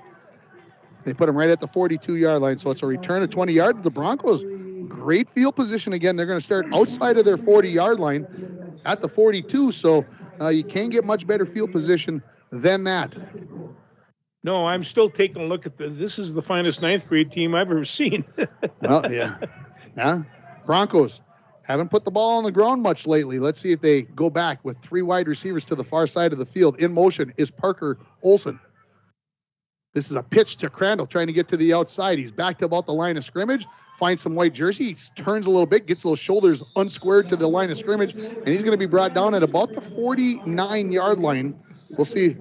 We'll call it a gain of about 6 yards on the play. We'll put him down at the 48-yard line, and it'll be 2nd and 4 coming up for the Broncos. That's only his 5th carry of the day. That's what I'm getting at. They've gone to the pass. Not that saying that that's bad. No, I'm not either. 1 wide receiver to the near side. Matter of fact, there's a tight end there. I did not notice that. Handoff. Crandall right up the middle, midfield, looking for ground, but then it swallows up. It closes down in there. And one of the guys there is number 74. Again, that is Jack Meyer with those red sleeves. He kind of sticks out. They put the ball right at the midfield straight. Wasn't he like down like another yard or more? I think so, but I might be a little biased, but I think so. No, we wouldn't be biased, no. George. 3rd and 2 for the Broncos right at midfield. Broncos will stay with that formation. McGonigal, a tight end. The Parker Olson is out here as kind of the flanker, and then 2 receivers to the far side. Crandall remains in the backfield. So I've been begging for a tight end for many, many years. This is what I think the surprise is that we had talked about during the pregame. Joslin is going to drop back. Looking deep down the middle, looking for McGonigal, and there's a push. And boy, I'll tell you, that back judge, he's letting a lot of contact go. That was Jeremiah Crone, the guard/tackle, and he's also marked as the defensive lineman, but he was on coverage, and he's going to get away with a little physicality there. Parker Olson was also wide open. So 4th and 2 for the Broncos. They are going for it here at midfield. What do we think, guys? 2 yards. 2 yards needed. Maybe they're just trying to bark again. Could try to be getting the jump offside. Snapped. Joslin throws. In the slant is complete to Torgerson. He's got the first down and more as he'll be brought down at the 41-yard line. It's a 9-yard pitch and catch to Hendricks. Torgerson. Holy smokes, they put him at the 43-yard line. What? Oh, my goodness. Check that. Holy moly, folks. I'm sorry. Torgerson's having himself a great game. Nice game. He reached all the way down near the 40-yard line. They put him at the 43. Crandall, off right tackle. He's got some room. 40, and he's pushed out of bounds on the far sideline by Clark. Clock stops with 3:16 remaining in the second quarter. They are going to put the ball at the 37-yard line. So we'll call it a gain of 6 for Cooper. And it'll bring up 2nd and 4 for the Broncos. 3 wide receivers on the near side. Crandall goes to the right of Joslin as he is in the shotgun. McGonigal, Greenlee, and Thompson on the near side. Joslin going to throw down the middle, and that's caught inside the 20-yard line. And that catch is by Kane Thompson in traffic. He was closely guarded there by Westrom and Degerstrom, but Joslin threaded the needle, and it's going to be a gain of 20-some yards. We'll wait till the referee puts the ball down on the 16-yard line. We'll call it a gain of 21 yards, and the Broncos have 1st and 10 in the red zone as they trail 20-16 with 3:09 and now counting remaining in the second quarter on your PCA and Napa Auto Parts scoreboard. The Broncos go with that tight formation with all those backs in the backfield. This is going to be Joslin trying to go off the right-hand side. He tries to jump a little bit, and he's hit right at about the line of scrimmage. He may get a yard.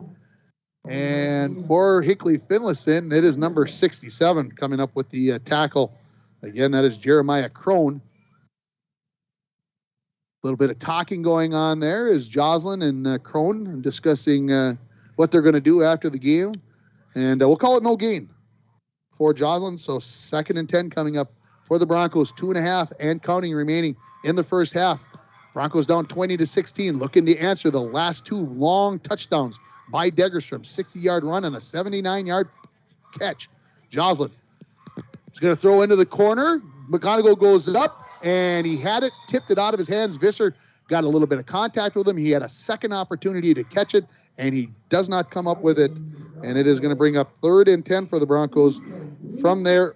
From the Hinckley-Finlayson 16-yard line. Randy, I thought he had going to come up with that one. It was very close.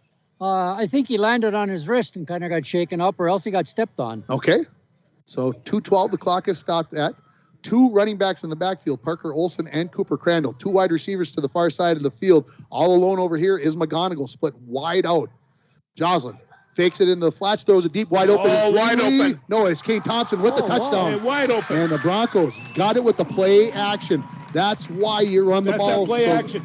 So that you can throw that ball like that. Kane Thompson comes up with his first varsity touchdown of his career, and the Broncos lead it 22-20 on your PCA and Napa Auto Parts scoreboard. Those linebackers just can't cover the receivers. They're so tight. They're respecting the run. They have to. They have to respect the run. So here comes the 2-point conversion. Broncos are going to stay with that 2 running back backfield, although Parker Olson's going to move up into that box back formation.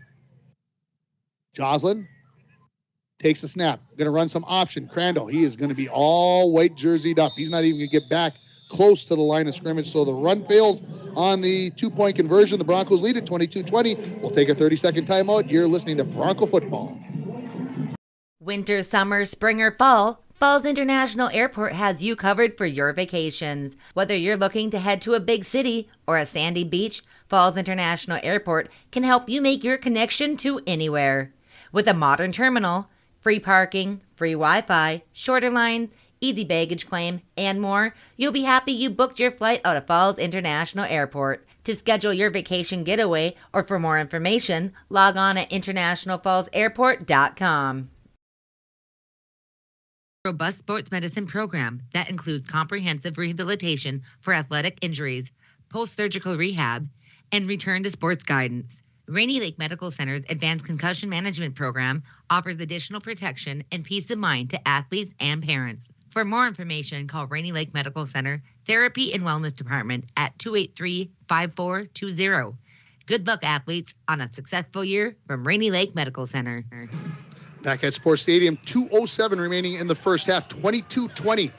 The Broncos leading it on your PCA and Napa Auto Parts scoreboard. Cody Joslin ready to kick it away. Sends it down the near sideline. This is going to go out of bounds. No. Degerstrom picks it up at the 18. He's going to head cross field. Broke a tackle there. Now heads north and south, and he's going to finally be brought down by number 76. That is Seth Lynch. But he will return it about, we'll give him about 12 yards on the return. So Hinckley, with exactly 2 minutes remaining in the first half, they are going to go 1st and 10 from their own 30-yard line. And you would think that the Jags are probably going to try running the ball a couple of times. And then if things bog down and they run out of time here, they still got 3 timeouts, then you might see that ball get aired out. That's my opinion, guys. No, they have a good tight end that they run that can catch the ball. And so, they're probably going to throw it. And it's they come up out of that straight T backfield. Visser turns around, going to hand this off to Degerstrom. He's looking for room, and there's none to be had. They just cut down. There's a wall of purple jerseys with Cooper Crandall and Brody Carlson there for the tackle. We'll call it a gain of 1 yard for Degerstrom. It'll bring up 2nd and 9 for the Jags at their own 31-yard line. 1:40 and counting remaining here in the first half. Broncos are going to take Joslin out and put Hollison. Go ahead, Randy. They got to keep Degerstrom hemmed in here. They can't let him loose. He's got it again, and he looked to cut back against the grain, and bringing him down after a 4-yard gain is going to be Kane Thompson and McGonigal in on that tackle. We'll call it a gain of 4, and somebody called the timeout, and I think it was the Broncos. I didn't see which way. No, it was Hinckley-Finlayson. Hinckley. Okay, so this timeout is brought to you by Service Master of International Falls. For a home that is professionally cleaned all year round, call Service Master at 218-283-4475. Todd and Gretchen will take very good care of you. And stay tuned for the Dent Shop halftime report. We'll run down some stats. We'll hopefully get some scores. We'll recap the first half, and we'll probably see the homecoming royalty as well. Ezra McGonigal, number 4, was the crowned king of the senior class. So he's got all that kind of pressure going on tonight as well. And, of course, the Dent Shop at 1712 First Avenue West is the place to take your vehicle when you have a fender bender. But they also have Rhino Pro protective linings for your truck, car starters, and lithium batteries. The Dent Shop at 218-285-9593. And 1:23 remaining here in quarter number 1. And, guys, that's time for opinions again. What do we think is going to be happening here? Are we going on the air or are we running? Oh, I think they're going to pass. I think they are too. I think maybe play action pass and know where Degerstrom is. I said the first quarter, first half, second quarter, one of those two ways. 1:23 remaining in it, and the Jags, they're taking all the time they can here. We'll see if they come out with the wing formation. As they jog out onto the field here. They are going to come with the straight T backfield. Yep. Visser under center. 3rd and 5. Visser turns around.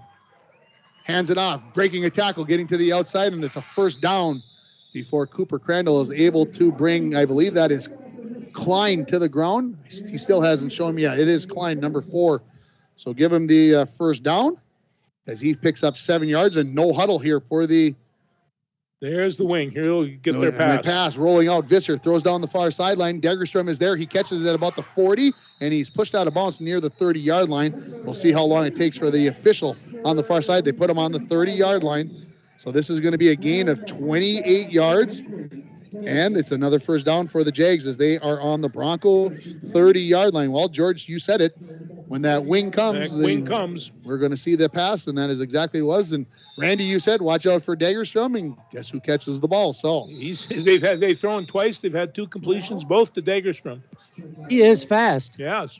They are going to ask the clock to be reset to 1:20-7 as the clock was running, but the player Degerstrom was out of bounds. The Broncos are going to stay with their 6-man line here now that Hinckley-Finlayson is into Bronco territory. So they got reset it to 1:07. So they put 4 seconds back on the clock. And that's where the Jag will start 1st and 10 from the 30-yard line. That's straight T backfield. Visser. This is going to be decline going out the left-hand side. He hurls. He's off to the corner, and he's going to be into the end zone. He splits through 2 Bronco tacklers, and Hinckley-Finlayson is going to leave a minute left on the clock. It is going to be a 30-yard touchdown run for Klein, and that should make up maybe for the 2 fumbles that he's had earlier in this ballgame. So it is 26-22 now. Jags leading it on your Napa Auto Parts and PCA scoreboard. We only had 7 points in the first quarter. We've had, it adds up to 48 now, so that's 41 points this quarter. That's crazy. So and that's what a shootout is. And we're throwing the pass, and they're running the ball, both pretty successfully. So here comes the 2-point conversion play. Here he rolls again. Going to roll out. Wide open in the flat is Dagerstrom for the 2-point pass play, and it's 28-22 in favor of Hinckley-Finlayson. We'll take a 30-second timeout, and we'll come back with more from Sports Stadium. You're listening to Bronco Football on Lace Country 104.1, rjbroadcasting.com, and you're watching it on yourliveevent.com. I'm dreaming of a world where thinkers and doers collide, where technology creates pathways for new opportunities and ideas. I want to ask questions and shape the answers that lead to real and meaningful advancements in this digital era. I'm going to innovate the world someday.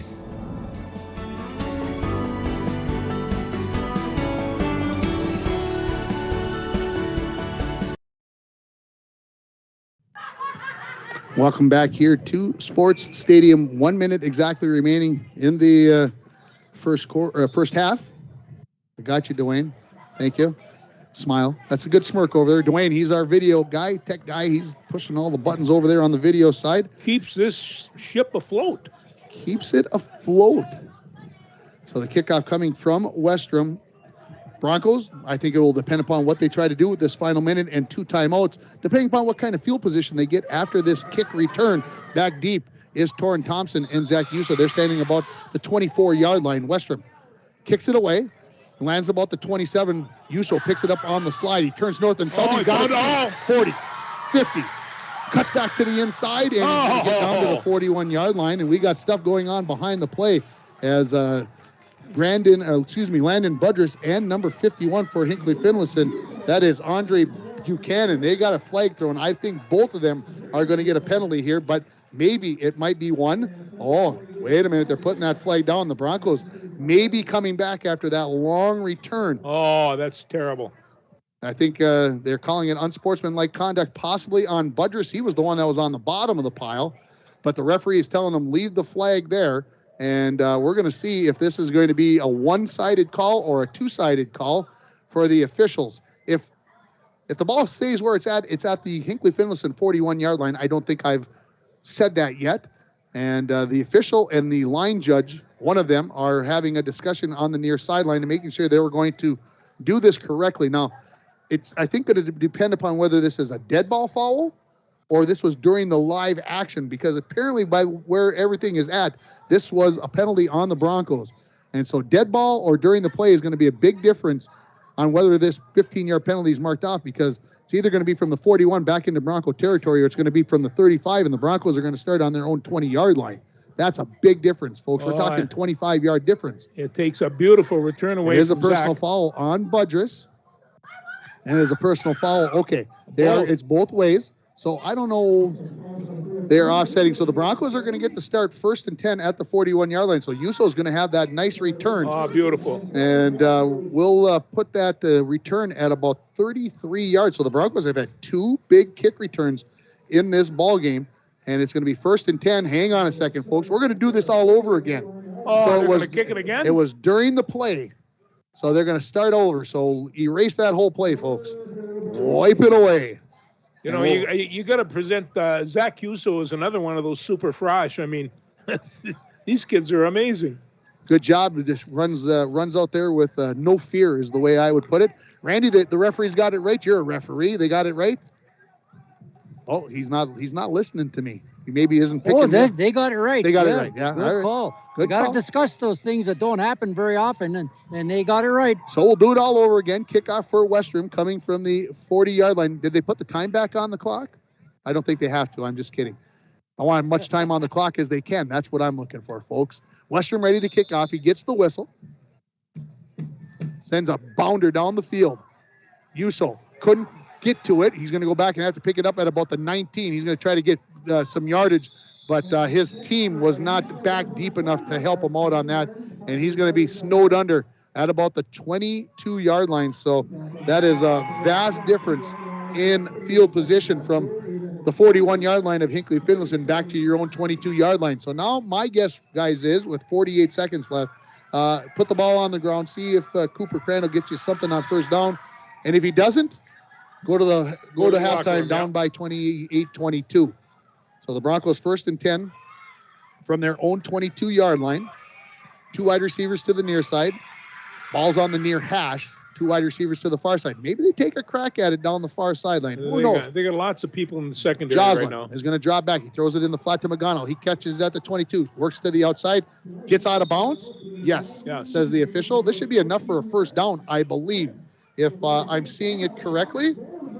And McGonigal picking up 11 yards. So we'll call it 1st and 10 for the Broncos at their own 33. 41 seconds remaining. Clock stops as McGonigal did get out of bounds. Pretty close to the 34. We'll call it a gain of 12. How about instead of 11? Broncos are going to go 3 wide receivers to the far side of the field. Lots of room over there. McGonigal all by himself on the near side. Joslin looks, throws into the flat. Greenlee hit just as the ball gets there, and that's a great job by Levi Degerstrom, waiting till the ball got into the hands of Greenlee and then making contact. So incomplete pass. 2nd and 10 for the Broncos from their own 34. 37 seconds remaining in the first half.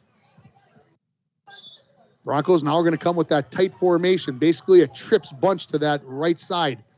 This ball's going to McGonigal, throwing down the near sideline, by the way. One-on-one against Klein. Visser's now going to come over and help out. The safety's going to come over the top of that. Joslin drops back, looking for Crandall. Oh, he's going deep. McGonigal's behind the defense. He's open. And he catches it at the 30, and he's down at the 24-yard line or so with 30 seconds left. If the Broncos hustle down the field, no need to have to take their time out. This ball is going to be marked at the 26-yard line, so it is a 40-yard completion to McGonigal. And 1st and 10 for the Broncos at the 26-yard line. That's his 4th reception for the night.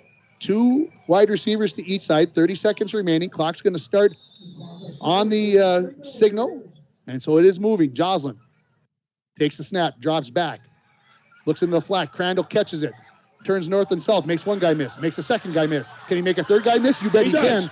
And he makes a 4th guy miss. He's going to get out of bounds, and that is improbable. Incredible. How in the heck did 10 he yards. That was an amazing run. We have to go back. That ball was at the 21-yard line, so it's actually a 45-yard reception, as I thought it was on the 26, but it was the 21.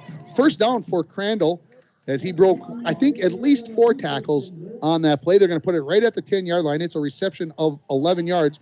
8 seconds and counting remaining. The clock did not stop. Throwing it into the corner of the end zone, looking for Greenlee, and he's got it for the touchdown. Oh, there he goes. With 1 second remaining in the first half, the Broncos. This is incredible. The Broncos go 78 yards in 5 plays, 4 complete passes, the last 10 to Charlie Greenlee for the touchdown, and we are tied at 28 with 1 second remaining in the second quarter. Wow. How do you like that, folks? Yeah, these homecoming games, they happen all the time up here. Didn't we have Greenway at homecoming last year? I believe that could be possibly correct. Here comes the 2-point conversion. Joslin takes the snap. He throws it into the flat on the far side, and Torgerson looking for the flag. He's not going to get one, and so we are going to be tied here at 28. We'll keep it right here so we don't miss anything that could happen here. And while it was 7-0 after the first quarter, it's 28-28 on your Napa Auto Parts and PCA scoreboard. Hey, you need a new battery? Score one, maybe tomorrow at Napa Auto Parts of International Falls. So, guys, I don't know if you're getting the same feeling, but this is kind of a lot like last weekend's game when against Deer River, the Broncos trailed 23-20 at the half. I'm getting the same sense. I hope the Broncos have a better second half than they did last week. They've got to be able to stop that run the second half. And I tell you, it looks like when Jocelyn's on his passing, Hinckley can't stop him. Right now, they have definitely found something that works, and that play action has now got the Jaguars thinking.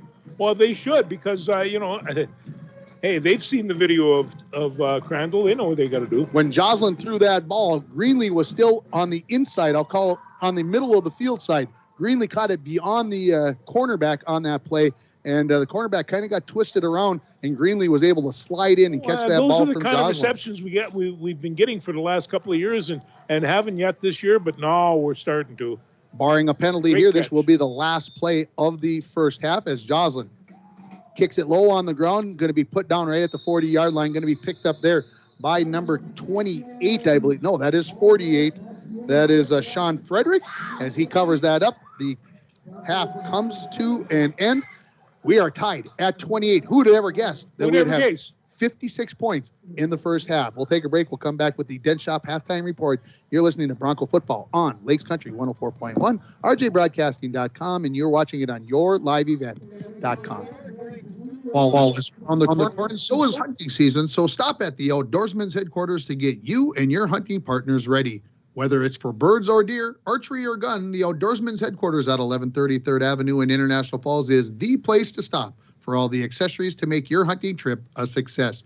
If you don't find what you're looking for, ask the friendly staff and they will hunt down what you need. Before you shop elsewhere, check with us for the best products, the best prices, and the best customer service. City Drug, your community health Bart pharmacy, invites you in to check out the Chatham Green Pans. The new Green Pan features a metal utensil-safe, non-stick ceramic coating. Several size options are available so you can customize your collection to suit your exact needs. The cookware you use affects every meal you make.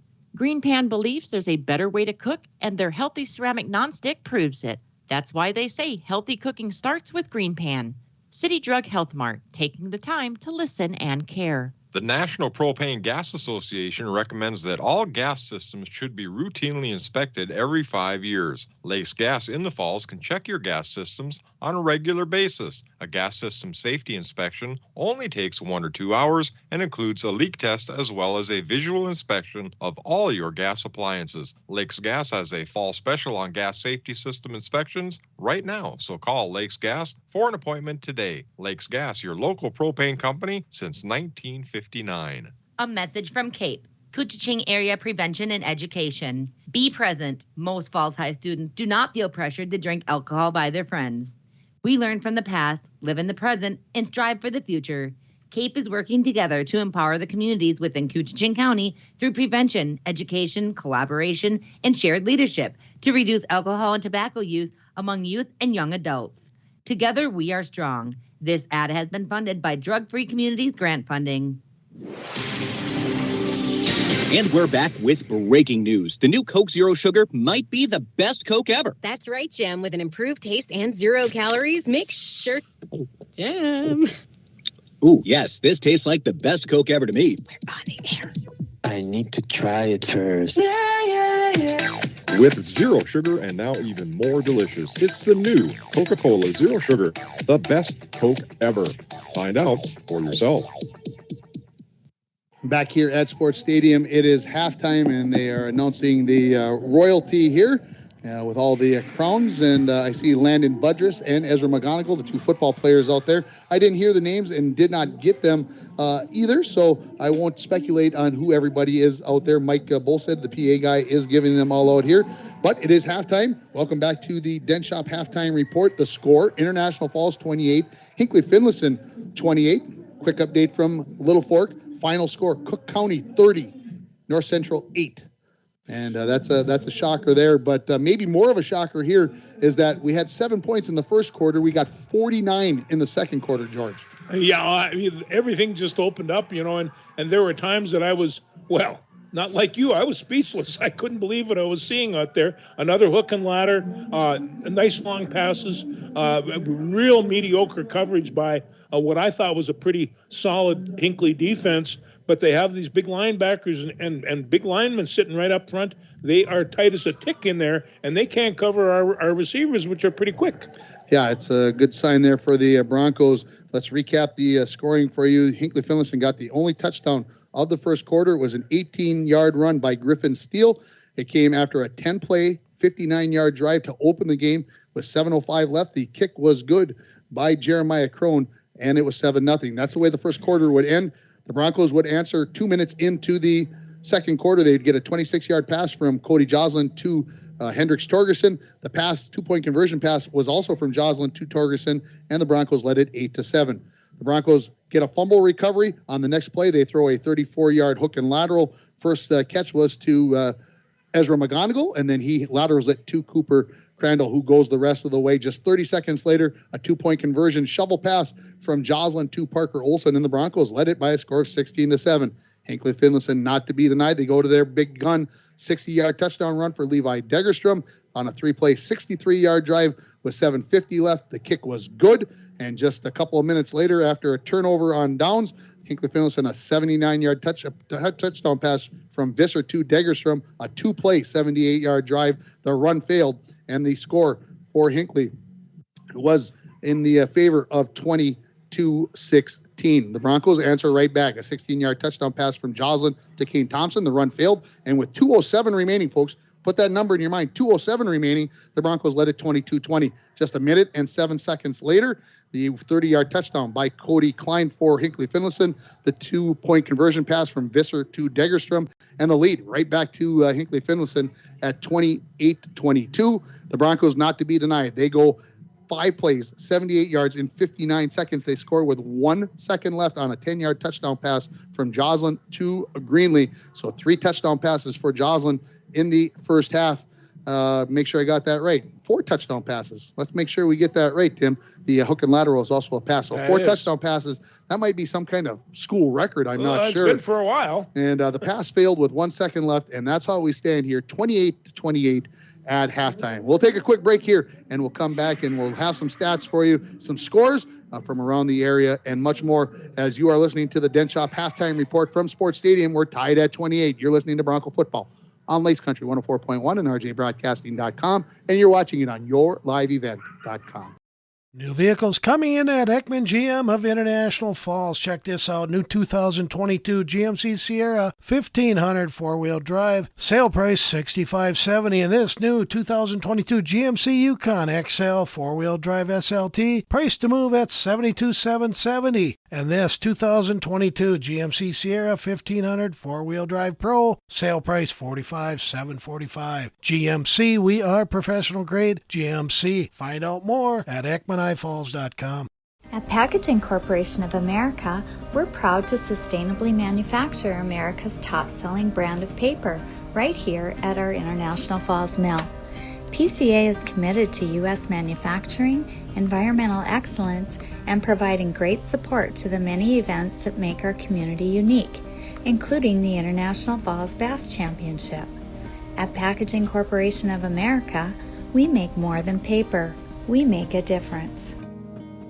Lakes Gas would like to help you have some peace of mind this fall as we head towards the winter months. Now is a good time to get ahead and beat the cold weather demand and have your propane tanks filled up. Have peace of mind knowing that your tanks are full and ready to heat the house when the cold weather and the heating season gets here. Give Lakes Gas a call today to get your propane tanks filled. For all your propane needs, call Lakes Gas at 283-3035 or visit them online at lakesgas.com.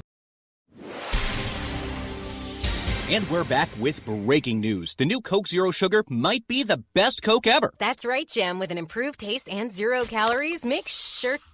Jim. Ooh, yes, this tastes like the best Coke ever to me. We're on the air. I need to try it first. With zero sugar and now even more delicious, it's the new Coca-Cola Zero Sugar, the best Coke ever.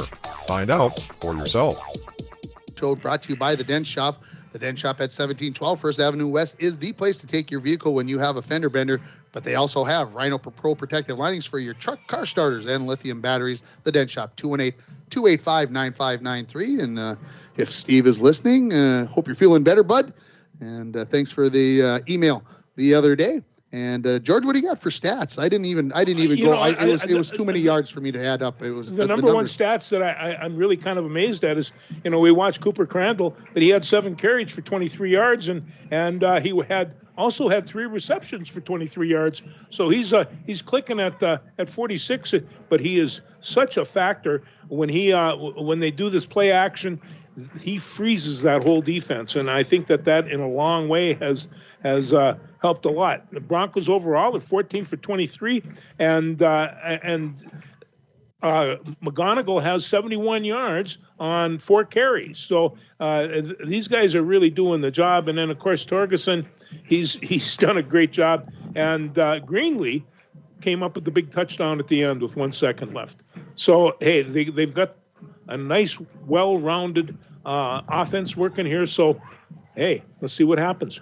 It seems to me, George, if we can talk about the game here, it just seems like Hinckley-Finlayson has gotten out of what they want to do here. Does it feel, No, I think that's absolutely right. And it's almost like the Broncos started to throw the ball, so now all of a sudden they're kind of back on their heels, although they're answering each call with a touchdown. So the Hinckley-Finlayson fans might be saying, what are you guys talking about? It just feels like Hinckley-Finlayson feels like they're like all of a sudden, instead of a slow, methodical we got to answer back. We got to go. And I don't know if that's right for them. No, but right now the Broncos are kind of setting the pace with their passing game, and I tell you what, Hinckley does not like that. But Degerstrom, he's got 11 carries for 90 yards, so he's on the verge of having a very good night. And defensively, he's really been a factor. Yeah, absolutely. This offense that Hinckley-Finlayson runs can grind it out. They could come out here in the second half and do exactly what Deer River did to the Broncos last week, where they can just take control of the game, and the Broncos, if they go 3-and-out once, all of a sudden maybe start to press like they did last week, and then things can go in the wrong direction. And they threw a couple of passes too, both for touchdowns. So as we got about 3 minutes remaining before they reset the clock for another 3 minutes, which means we got about 6 minutes left. Couple of scores, if I can find my phone here again. Final score from Little Fork, 30-8 was the final score down there, as Cook County, in my mind, upsets North Central, as North Central now falls to 2-3 on the season. Moose Lake Willow River defeated Mesabi East 43-14, so they stay improved to 4-1, but they are undefeated 3-0 in the section, and that's of course a big thing. Ogilvie is ahead of Cromwell 30-0. Proctor 14, Pine City 0. Both those scores at the half. I'm being told that Louisa Rise is not in the lineup tonight, and I'm not exactly sure what the deal is on that, but the Twins are ahead. I believe that C4 hit a home run. Let's see here if I can find any other scores on. Blaine up over to Tino Grace 28-0. Not sure if that means anything to anybody, but I just thought I'd say that. Oh, no, I kind of like that. And yeah, I like those city scores. They got some great teams down there. Of course, tomorrow morning we will have Coach's Corner live from Hardee's, presented to you by Border Bank. I know head coach Seth Edestead and possibly offensive coordinator Seth Bjornrud will be joining me. The players, I've been told, will be watching film at that time, so we won't have any players, but we'll have one or two of the coaches. And also we'll have the Bronco girls swimming and diving team. We're going to talk about their successful season so far, and then what they're expecting as the Iron Range Conference meet comes to the Falls High Pool on Tuesday. Again, we'll have coverage of that for you on Tuesday. The diving is at noon. We'll take and show that. That's expected to take an hour to an hour and 15 minutes, and then we'll take a little break, and then we'll come back with the swimming that starts at 3 o'clock. And, of course, we've had a busy week. This is Game 5 already for me, 4 volleyball games and a football game. And next week we'll do 3 volleyball games and also a swim meet and a football game. So we'll have 5 more contests for you on next week. So we hope you're enjoying all the coverage of Bronco, Vikings, Stars, Trojans sports. And just a shout out for Gopher's homecoming tomorrow against Purdue, yes, 11 o'clock. Big game there. And, of course, the Fort Francis Lakers, we had them on last week. They're up in Red Lake looking for their second win of the season after they got a forfeit win last week as Thunder Bay used an illegal player. Of course, that was a game that was heard on Lakes Country 104.1 on Saturday night. And we've got all kinds of things going on. The LBF volleyball team, they'll be in Big Fork tomorrow for their tournament. So, ladies, get done with your homecoming stuff. Get home, get some sleep, because they're going to play 4 matches already this week. They got 3 more coming up tomorrow. Let's take another break here on the halftime show brought to you by the Dent Shop, and then we'll come back and get you ready for the second half. Your score at halftime: International Falls 28, Hinckley-Finlayson 28. You're listening to Bronco Football on Lakes Country 104.1, rjbroadcasting.com, and you're watching it on yourliveevent.com. My name is Jared, born and raised in Minnesota, and I'm the project director at Enbridge. Enbridge is more than a pipeline company. It's a company participating in renewable energy projects in Minnesota and abroad, and I'm really proud to be working here. We believe a cleaner energy future is achievable. For over 20 years, we've been early adopters of renewable energy, and we're proudly committed to net zero emissions by 2050. To hear more from Jared, visit enbridge.com/Jared. That's JERRID. Well, I apologize because they weren't putting 3 more minutes on the clock. They must have already done that as Hinckley-Finlayson getting ready to kick off. This will be Westrom as he will kick off left to right here as the Broncos will receive the opening kickoff. This is the way it was last Friday as well, as the Broncos did not field that opening kickoff, and I'm sure Charlie Greenlee, who's standing at the 30-yard line, he was the one that didn't field it cleanly. I'm sure he's thinking about it as you get back to those times as we go through this, but back deep are going to be, this is Cooper Crandall. Yeah, number 44 right there, and Zach Yuso. So we're ready to get this second half underway, tied at 28. Westrom's kick, a low bounder, picked up at the 27-yard line by Yuso. He's going to try to get to the near side. Now he turns, and he's going to be thrown down rudely there by number 18. That is Zachary Workman. Flung to the floor, I tell you. So the return there of about, we'll give them about 13 yards on the return. And the Broncos will start 1st and 10 at their own 36-yard line. And we'll see if the Broncos can get something going here on this first drive of the second half. 2 wide receivers each side. Joslin takes the snap, hands it off to Crandall. He's got some room. 40. Breaks a tackle, makes a move. 45. Stutter steps to the outside. Gets to midfield, and he'll be into Jaguar territory after a run there of 16 yards for the sophomore. Is that fun to watch or what? It's fun to call. Yeah. That's just what I'm amazing. thinking. He turns a 16-yard run, and it's amazing what he did with that run. Another halftime score, Hermantown 7, Cloquet 6. Ooh. 1st and 10 for the Broncos. Second play of the second half. 2 wide receivers each side. Crandall to the right of Joslin.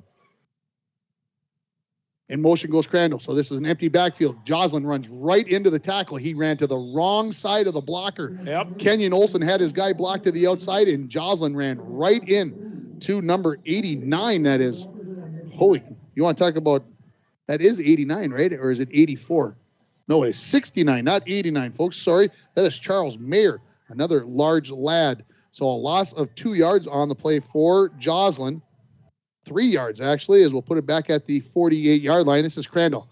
And the flag comes in, and fortunately, I think Cooper slipped because Crone was going to put the snot bubbler on him right there. And that one would have hurt. So a legal procedure on the Broncos. Well, they don't want to start off the second half with these little pity penalties and such. But that is exactly what has happened here. And so the Broncos will move back 5 yards on the penalty, the illegal procedure. So 2nd and 17 coming up for the Falls from just inside their own 45-yard line. 28-28 on your PCA and Napa Auto Parts scoreboard. Joslin throws into the flat. It's caught by Greenlee, and he is going to get decked right at the line of scrimmage. And I believe that is Levi Degerstrom. It is, who comes up with the big hit. So maybe a loss on the play of a yard. It is going to be a loss of, we'll call it no gain. We'll leave it right at the 44-yard line. So 3rd and 17 coming up for the Broncos. Opening possession. They're going to go 3 receivers to the near side. The corner road here on the near side, I've seen number 21 before, and I don't have a number 21 on my roster. Oh, there he's down the page a little bit. Peyton Ammerman is out there now, and they're playing way deep with Visser. So 3rd and 17 coming up for the Broncos. Ball on the far hash. 3 wide receivers to the near side. Crandall on this side. Joslin looks, throws over the middle. Greenlee got a piece of it, but I think Clark might have gotten a piece of it first for Hinckley-Finlayson. So the tip pass makes an incomplete pass, and the Broncos will be forced into a punting situation on their opening drive. So Landon Budrus will come out and boot it away. Going back deep is Levi Degerstrom. And I'm telling you, if I'm the coach, I'm telling him, don't kick it to 2. Don't kick it to 2. Kick it over here out of bounds. We'll take our 20 yards and like it. Budrus, right down the middle. It's going to be short. It's going to land at the 40-yard line and bound down to about the 37, and then it turns backwards and goes against the Broncos. So it will be a short punt. It'll only be about, I said about 20 yards. That's about where they're going to get. They're going to put it down at the 38-yard line. So we'll call it a punt of 18 yards, and Hinckley-Finlayson will get their first opportunity of the second half, starting on their own 38-yard line. 1st and 10, 10:03 remaining in the third quarter. Visser breaks the huddle. This could be a key stop if they could. 6-4 here for the Broncos on the defense. This is Klein looking to get to the outside. He breaks a tackle, and he puts his head down, and he's up near midfield. It's a first down for the Jaguars. They'll put him at the 49-yard line. We'll call it a gain of 11. 1st and 10 for Hinckley-Finlayson. So Klein, good patience there as he goes off the left-hand side, just waiting for those blocks to develop. And then once it did, turned it on and got a nice run there of 11 yards for Hinckley and another first down. Up to the line. His hands off is to Degerstrom on the near side. He gets over the line of scrimmage and then a wall of purple jersey, but he keeps driving the feet, and he's going to get a gain of about 5 yards for the Jaguars. And coming up off the bottom of the pile there, looked like that was number 42, Parker Olsen. We'll call it 4 yards on the carry. Put it at the 47-yard line. 2nd and 6 coming up for Hinckley-Finlayson as we approach 9 minutes remaining in the third quarter. We're tied at 28 on your PCA and Napa Auto Parts scoreboard. Need a new battery? Score one today at Napa Auto Parts of International Falls. This is up the middle with the fullback, and he finds the going very difficult. Does number 1 Griffin Steele. He's going to get to the 45-yard line, a 1-yard gain, but a good wall of purple there. That interior of that Bronco line with Seth Lynch, Parker Olsen, Cody Joslin, Brandon Skifstead all in there. And it's going to be a gain. We'll call it a gain of 2 yards. We'll call it. And so 3rd and 4 coming up for the Jags at just inside the Bronco 45-yard line. Visser waits for everybody to get set, takes the snap. He's going to keep the ball, follow in behind his running backs, and he's going to be up close to the first down. We're going to give him a gain of 3 yards on the play. He's going to be just short by about a couple of feet. Oh, they're going to go with the guy on the opposite side, so it's more than a full yard, folks. So 3 yards on the carry, and it is going to be 4th and 1. Is this a big play or what, guys? It's a big one. This is a big one. And we'll see if the Broncos maybe try to sell out on this 4th and 1.5 yard play here for Hinckley-Finlayson. Handoff. Klein got a first down and more. 35, and he'll be pulled down by number 44, Cooper Crandall. But Klein on a big 4th and 1 is going to get down to the 33-yard line, 32-yard line, and we've got a player down. This is Logan Nordby that is going to be down. We'll call it a gain of 9 yards for Klein, and the Hinckley-Finlayson Jaguars will have it 1st and 10 at the 33-yard line of the Broncos. Lucas Hollis is going to come in as the Broncos going to get some water, and I will take that back. It was not Nordby that was down. That was actually Cody Joslin, the quarterback that was down on the play. I thought it was 45. It was 15. So we're going to keep it right here. I thought we were going to be able to go to commercial. Yeah, he'll get a drink of water. He'll be back. So 1st and 10, 7:51 remaining in the third quarter. Jags driving. They started on their own 38. They're now at the Bronco 33-yard line. Clock winds after the stoppage in play for the injury. Broncos will stay with that 6-man line. 4 guys up. They got 10 guys up close to the line of scrimmage. That's rugby. Degerstrom off right side. He's going to get down to the 30-yard line. We'll call it a gain of 3, but the Broncos, good wall there. Ezra McGonigal, Kane Thompson in on the tackle. 2nd and 7 coming up for the Hinckley-Finlayson Jaguars. They going to stay with that run, guys? Randy, what do you think? Or are they going to maybe pop one here? Oops. They're going to go ahead, Randy. Sorry. I think they're going to stay with the run. Stay with the run. Yeah. Don't fix it if it ain't broke, right? That's how that saying goes. 2nd and 7. Stay with that straight T backfield. This is going to be Degerstrom on the dive. He's into the linebacker level before he's knocked down by Logan Nordby. That is number 45 this time officially. I got it right. He's going to be down to about the 25, just inside the 25-yard line, so a gain of 5 yards. And we'll call it 3rd and 2 yards at the Bronco 25-yard line. And that puts him over the 100-yard mark. I can't believe it's only 100. I'm I'm questioning your math, George, right now. Oh yeah, that's fine. You wouldn't be the first. It's been a long time since you've been in that Falls High classrooms. Yeah. Handoff. Klein goes off the left-hand side. He's got more than he needs. He's down inside the 20 before hanging on for dear life. There was, I believe that was Nordby again, number 45. If everybody will get out of my way so I can see. It was I think Jake Olson who is hobbling a little bit. He hurt his ankle 2 weeks ago at Mesabi East, and he's wondering if he should come out of the game. He should just go down to the ground is what he should do. That is a gain of 6 yards for Klein, and it's a 1st and 10 at the Bronco 19-yard line as the Jags are into the red zone. This is Klein again off the left-hand side, and no, it is the fullback. I'm fooled again. Good job by the quarterback and running backs. That is a steal right up the middle. The fullback, he's inside the 10-yard line. This could be very close to another first down. They hide that ball real well. Yuso coming into the game and replacing Jake Yuso, who is hobbling as he comes off the field. They're going to put the ball at the 8-yard line. It's a gain of 11. It's 1st and goal from the Bronco 8-yard line. 5:55 and now counting remaining in this 3rd quarter. Broncos had the opening possession, punted, and now taking over Hinckley-Finlayson here. Not sure why the clock has not started. We'll have to talk to that clock guy. Maybe that's why this game is taking long. Fumble. Ball's on the ground, and the Broncos, I believe, have it. They have Braden Skifstead says they have it. And that is going to be number 13, Kane Thompson, who is going to come up with the fumble recovery. And the Broncos are going to stop the Jags inside the 10-yard line, as that ball will be put down on the 8-yard line, I believe, when the Broncos take over, and the score remains tied at 28. Mr. Thompson's having a memorable night. That's what you should do on homecoming night, That's right. So 1st and 10 for the Broncos, 3 wide receivers to the near side. The ball's on the far hash, so lots of room over here with those 3 wide receivers. Crandall gets it up the middle, 10.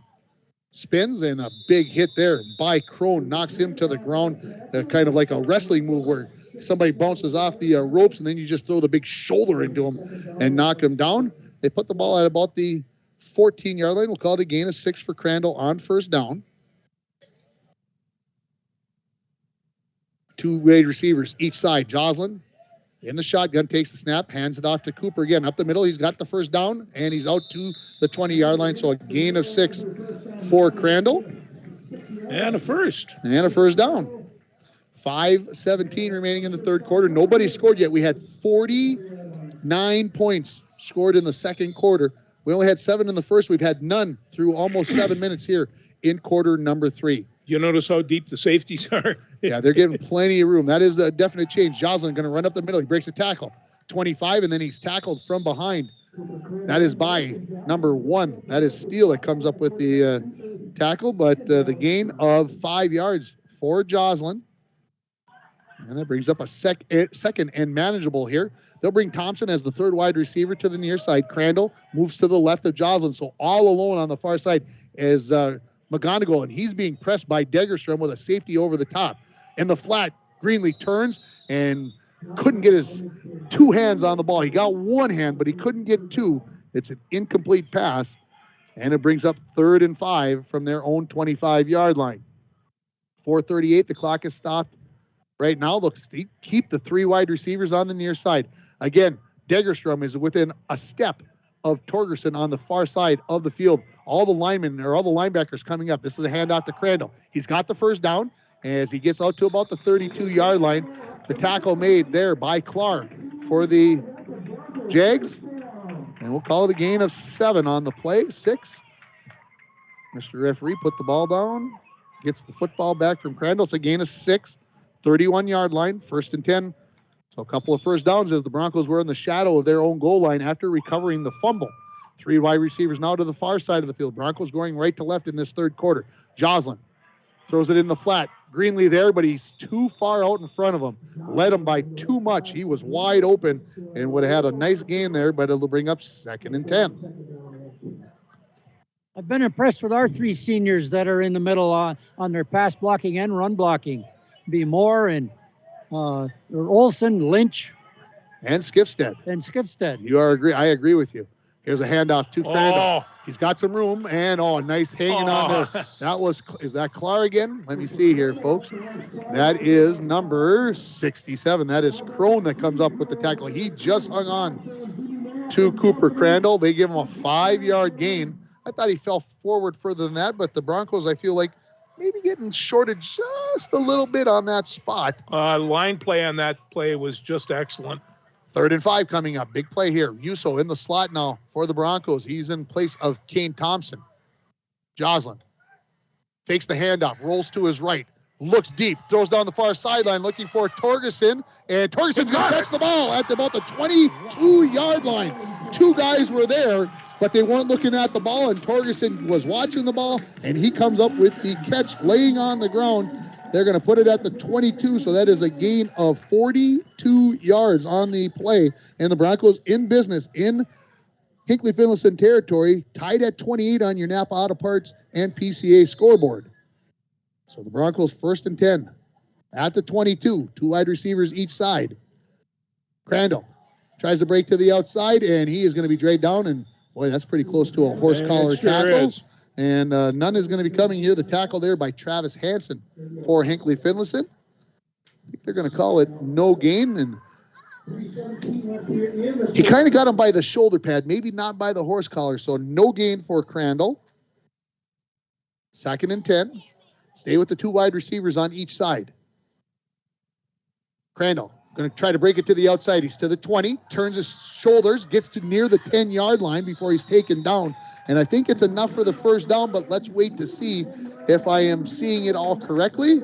And the 1st down signal is given. And where are they at down there, Randy? Can you see? They put it right on the 10-yard line, so a gain of 12. And the Broncos have 1st and goal from the 10-yard line, looking to take the lead here with under 3 minutes remaining in quarter number 3. Crandall, you can see he's starting to get exhausted a little bit. Those hands kind of on the knees like, whew. 2 wide receivers each side. The Broncos taking a long time with this play call. Want to make sure they get it right. Remember, they've got 40 seconds from the end of the play to get that play off. Joslin is going to drop back. He's going to throw it in the flat. It's going to be caught by Greenlee. No, he dropped it right along the sideline, and it'll bring up 2nd and goal from the 10-yard line. From my perspective, it looked like Greenlee had a good chance at that, just could not come up with it. So now Greenlee will come to the near side of the field, so they'll have 3 wide receivers to the near side. Ball is on the far hash. Again, the Broncos going right to left here in quarter number 3. Joslin hands this off to Crandall. He looks for a crease. He's got one. He might be into the end zone, and he is into the touchdown, in for the score. And the Broncos lead it by a score of 34-28 as Crandall is going to go in from 10 yards out. And the Broncos, who haven't led much this season, are leading with 2:25 remaining in the 3rd quarter. Folks, for the Broncos, that was a 92-yard drive on 2, 4, 6, 8, 10, 12 plays. They go 92 yards. That's a statement drive right there. Hey, folks. I'll tell you, from their own 8-yard line, after recovering a fumble, this is what wins games. Joslin on to attempt the extra point. Interesting call here. And we get a whistle. And Joslin says, I'm going to kick it anyway. He's got plenty of leg from here, folks. He just kicked it over the fence and out into the parking lot. So they'll take a little while to get that football back. And now they're going to ask if the Hinckley wants to accept the penalty. I am assuming they really don't have a choice because they blew the whistle. So they can't all of a sudden say, well, we'll let the play go. So they'll put the Broncos back 5 yards. And they will retry the extra point. Again, I think Joslin probably could kick, theoretically, a 40-yard field goal. So the fact that this extra point kick, is going to come from the 15-yard line, I don't think it makes any difference whatsoever if Joslin hits the ball the way he can. The snap, the hold by Swenson. The kick is up. It's low and is not going to get there. That never got above the 10-foot crossbar, so the kick is no good. And we'll have the kickoff when we come back here. 2:25 remaining in the 3rd quarter. International Falls 34, Hinckley-Finlayson 28. You're listening to Bronco Football on Lakes Country 104.1 and rjbroadcasting.com, and you're watching it on yourliveevent.com. Rainy Lake Medical Center is proud to offer local athletes a robust sports medicine program that includes comprehensive rehabilitation for athletic injuries, post-surgical rehab, and return to sports guidance. Rainy Lake Medical Center's Advanced Concussion Management Program offers additional protection and peace of mind to athletes and parents. For more information, call Rainy Lake Medical Center Therapy and Wellness Department at 283-5420. Good luck, athletes, on a successful year from Rainy Lake Medical Center. Back here at Sports Stadium, it's time for your snap decision of the game. That snap decision was to go for that extra point. Keeps it a 6-point ball game. Snap Fitness on Shorewood Drive is a 24-hour facility with free weights and machines, tanning, classes, and more. Randy goes over there for the tanning. I know that. Customized, personalized training and nutrition programs are available. Give the gals a call at Snap Fitness, 218-283-0020. Am I right, Randy? Just for the tanning, right? No tanning. He's a no tanner. no weightlifting for Randy out there. Joslin ready to kick it off. Back deep, Degerstrom and Steele. It's a low bounder. Going to be picked up by the upback at the 25-yard line. He's got some room, and he's making this interesting. He is across midfield before Yuso and Nordby come up with the tackle, and that is number 18 for the Jags. That is Zachary Workman. Said his name earlier in the ball game, so that short kick is returned, and it's great field position for the Jags. They will start at the Bronco 49-yard line after that 21-yard return by Workman. So Hinckley-Finlayson looking to answer back here, as this is their second possession of the second half. They had that long drive that started on their own 38. They fumbled the ball inside the 8-yard line, and then the Broncos go 92 yards for take the lead here at 34-28.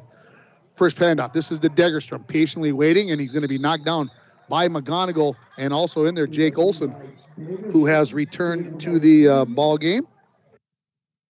So a short gain for Degerstrom. He's going to be marked at about the 46-yard line. We'll give him a gain of 3 yards. 2.5 yards. Visser goes to the sideline, gets the play, comes back out. Under 2 minutes remaining in quarter number 3.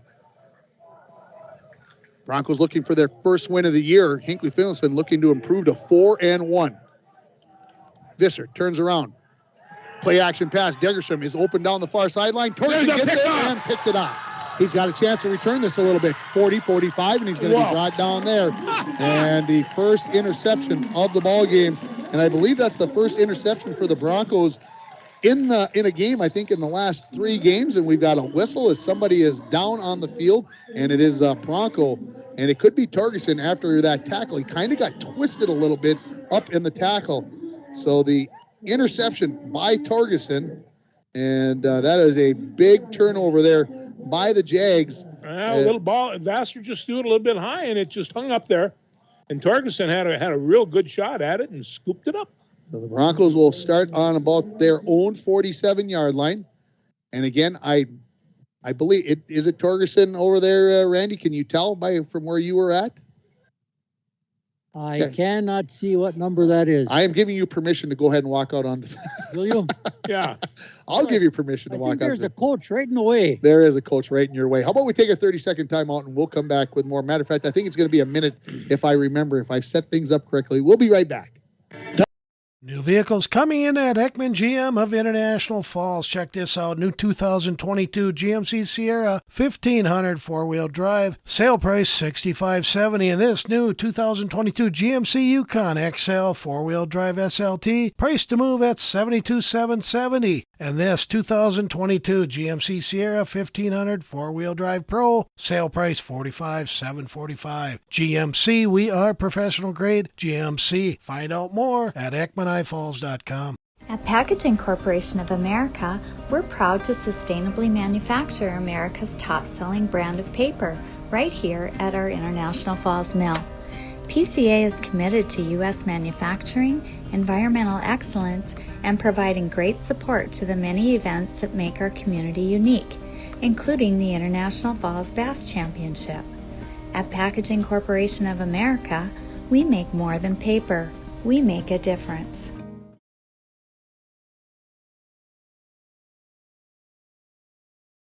And Jocelyn, who always is a little bit feisty, him and Jordan Masterson exchange thoughts.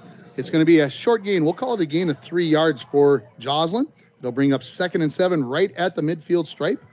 As I will say, Torgerson walked off. It looked like more of a cramp. Yes, that is exactly what I can see. They're stretching it out right now. He was walking up with that toe pointed up.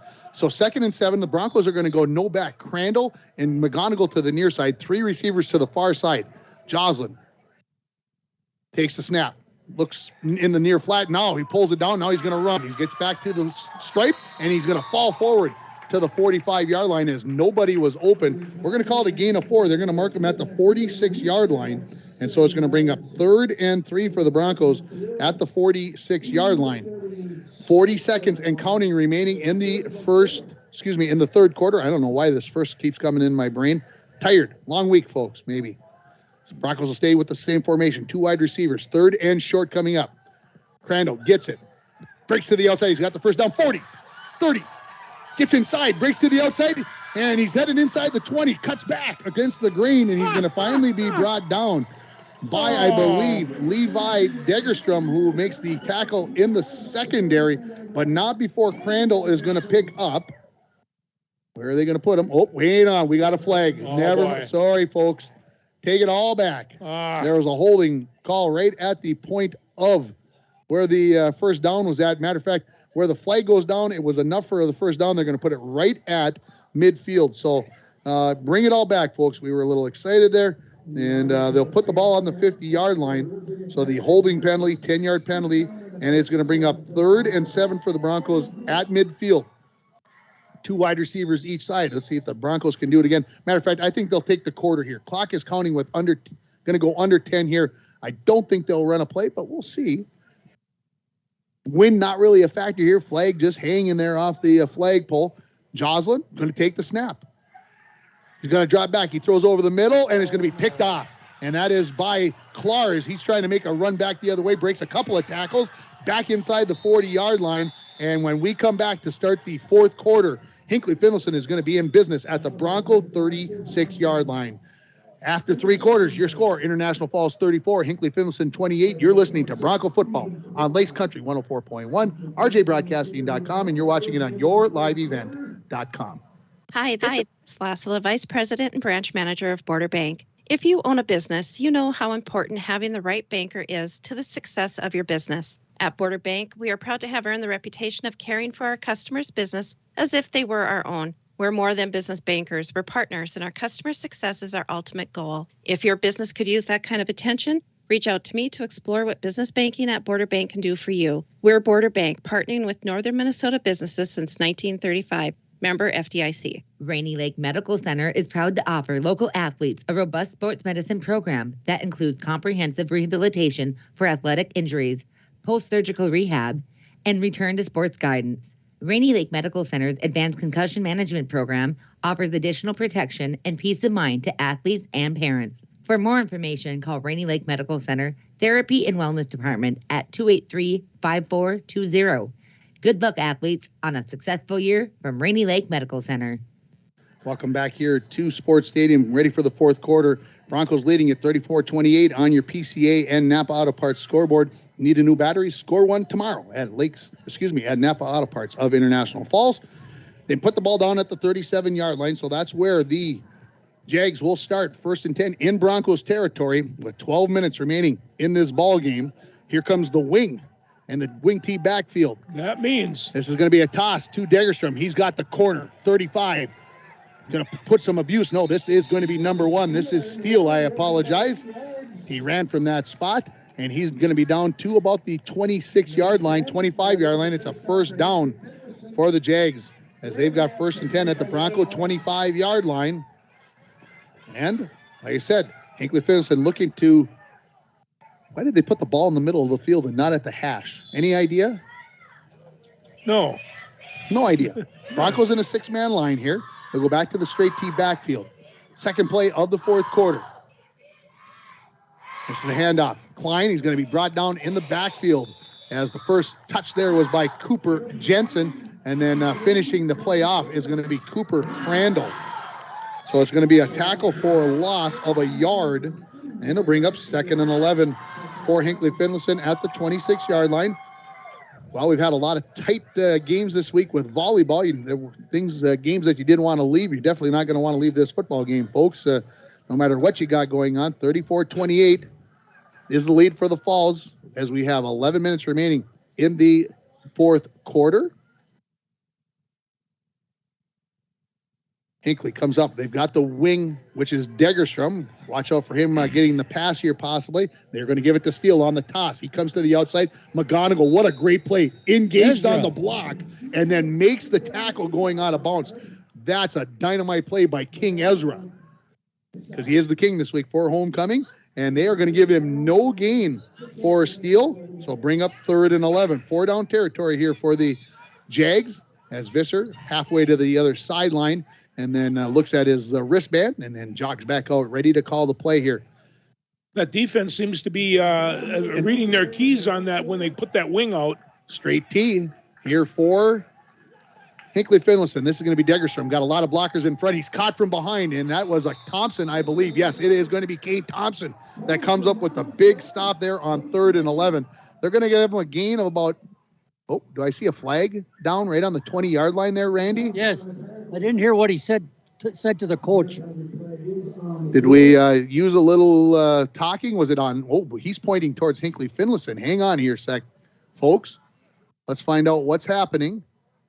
This flag was thrown by the line judge on the near side, and the Broncos are backing up. So this is going to be possibly a personal foul, unsportsmanlike conduct. Oh, my. That kills you. That really puts guys, it was going to be 4th and 10 at the 25. This is going to be enough for the first down with the half the distance to the goal. And my goodness, that incredible is a mistake. Absolutely. And they put all 15 yards on that. I'm not sure. They should have went half the distance to the goal. But this official here tonight, he's making me... I can't wait to see him this winter when he's reffing basketball, and I'm going to ask him where. Anyway, 1st and goal from the 10-yard line. Well, apparently he can still get unsportsmanlike penalty. Yeah, but it should still only be half the distance to the goal, even if it's a 15-yard penalty. This is going to be Steele right up the middle. He's dragging tacklers. He's down inside the 5-yard line, and then he's finally going to be dragged to the ground. Seth Lynch. And that is number 10. That is Hayden Swenson that was out there. I didn't even see him come out onto the field, but the ball is going to be marked at the 5-yard line, Randy? It's on the 5. Yes, it is. So 2nd and goal from the 5-yard line. They still got the sticks up. I thought they put the ball right on the 10-yard line, which means you're into the end zone. You got goal to goal. It's just about 4 or 5 inches short of the goal. All right. Thank you, Randy. That's why we got you down there. Under 10 minutes remaining. This is going to be Klein going off tackle, and he is into the end zone for the touchdown as he picks up his 2nd touchdown of the game. And that ties the game here at 34. And now how about this extra point? Is it going to be a kick? Is it going to be a 2-point conversion? What's going to happen here? And it looks like they're bringing the block out to kick the extra point. So we'll see if the Jaguars can take a 1-point lead here on the extra point kick by Crone. Visser, the quarterback, is the holder. 9:50 remaining here in the fourth quarter. We're tied.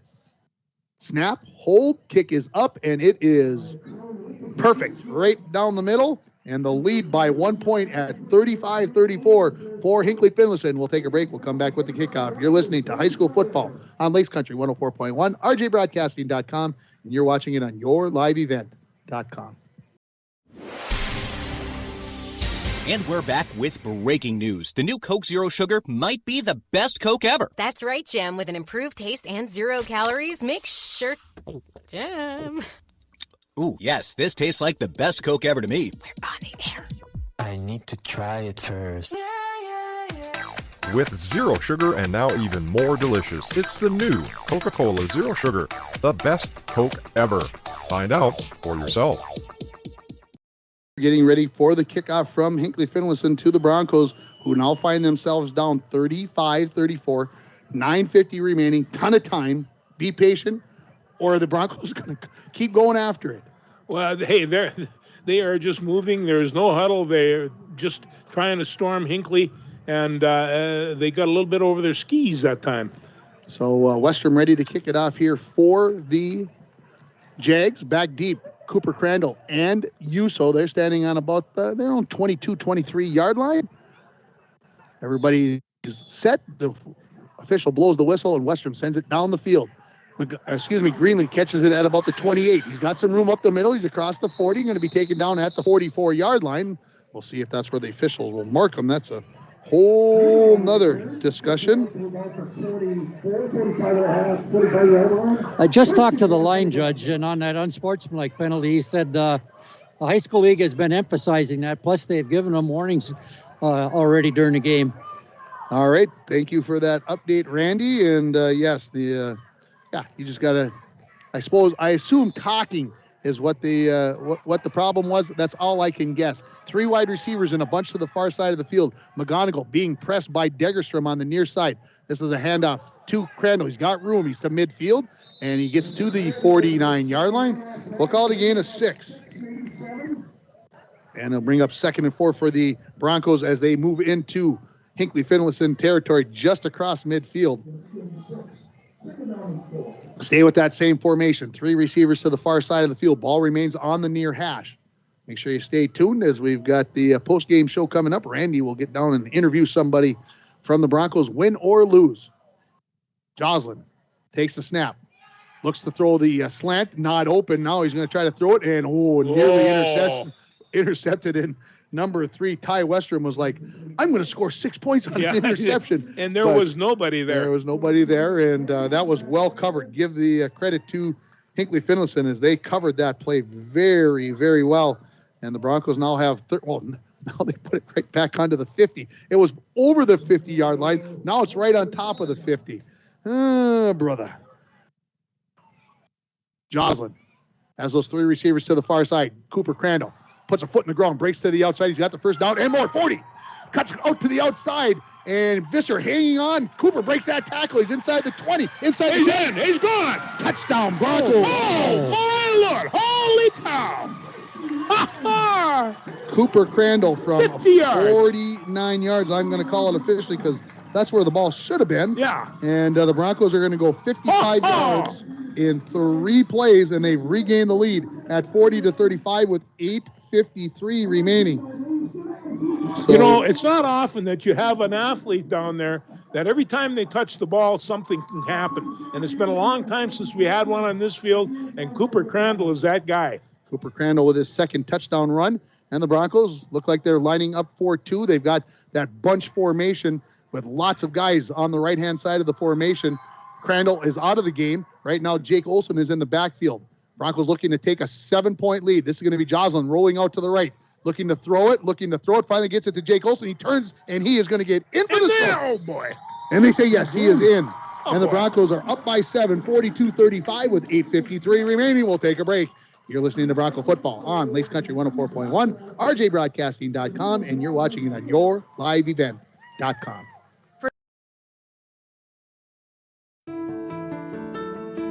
I'm dreaming of a world where thinkers and doers collide. Where technology creates pathways for new opportunities and ideas. I want to ask questions and shape the answers that lead to real and meaningful advancements in this digital era. I'm going to innovate the world someday.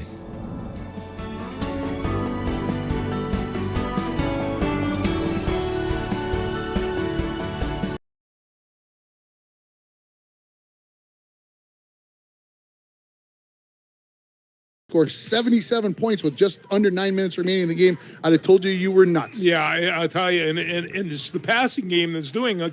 Of course, Hinckley's got this fine running attack, but it's the Broncos game that right now is taking control. The game gets the sleeper moment of the game, brought to you by Northland Sales and Service. They can help you get a good night's rest. With brands like Serta, you will wake up feeling refreshed and ready to tackle another day. Northland Sales and Service also has pillows, sheets, and mattress protectors. Stop in today and let Tony and Maya help you start getting your best sleep. Northland Sales and Service, 500 3rd Street in downtown International Falls. Back deep, Degerstrom and Steele. Ready to kick it off here is Joslin. A low bounder. Goes right through the young man Klein's feet, but picked up by Steele. He's to the 30. 35. He's got some room. He breaks a tackle, dragging tacklers out beyond the 45-yard line now. And so there's a big return after the kickoff as getting it out to the 46-yard line. So it will be 1st and 10 for the Jags at their own 46-yard line. 8:44 remaining in regulation. How about if I start saying that, guys? That's good.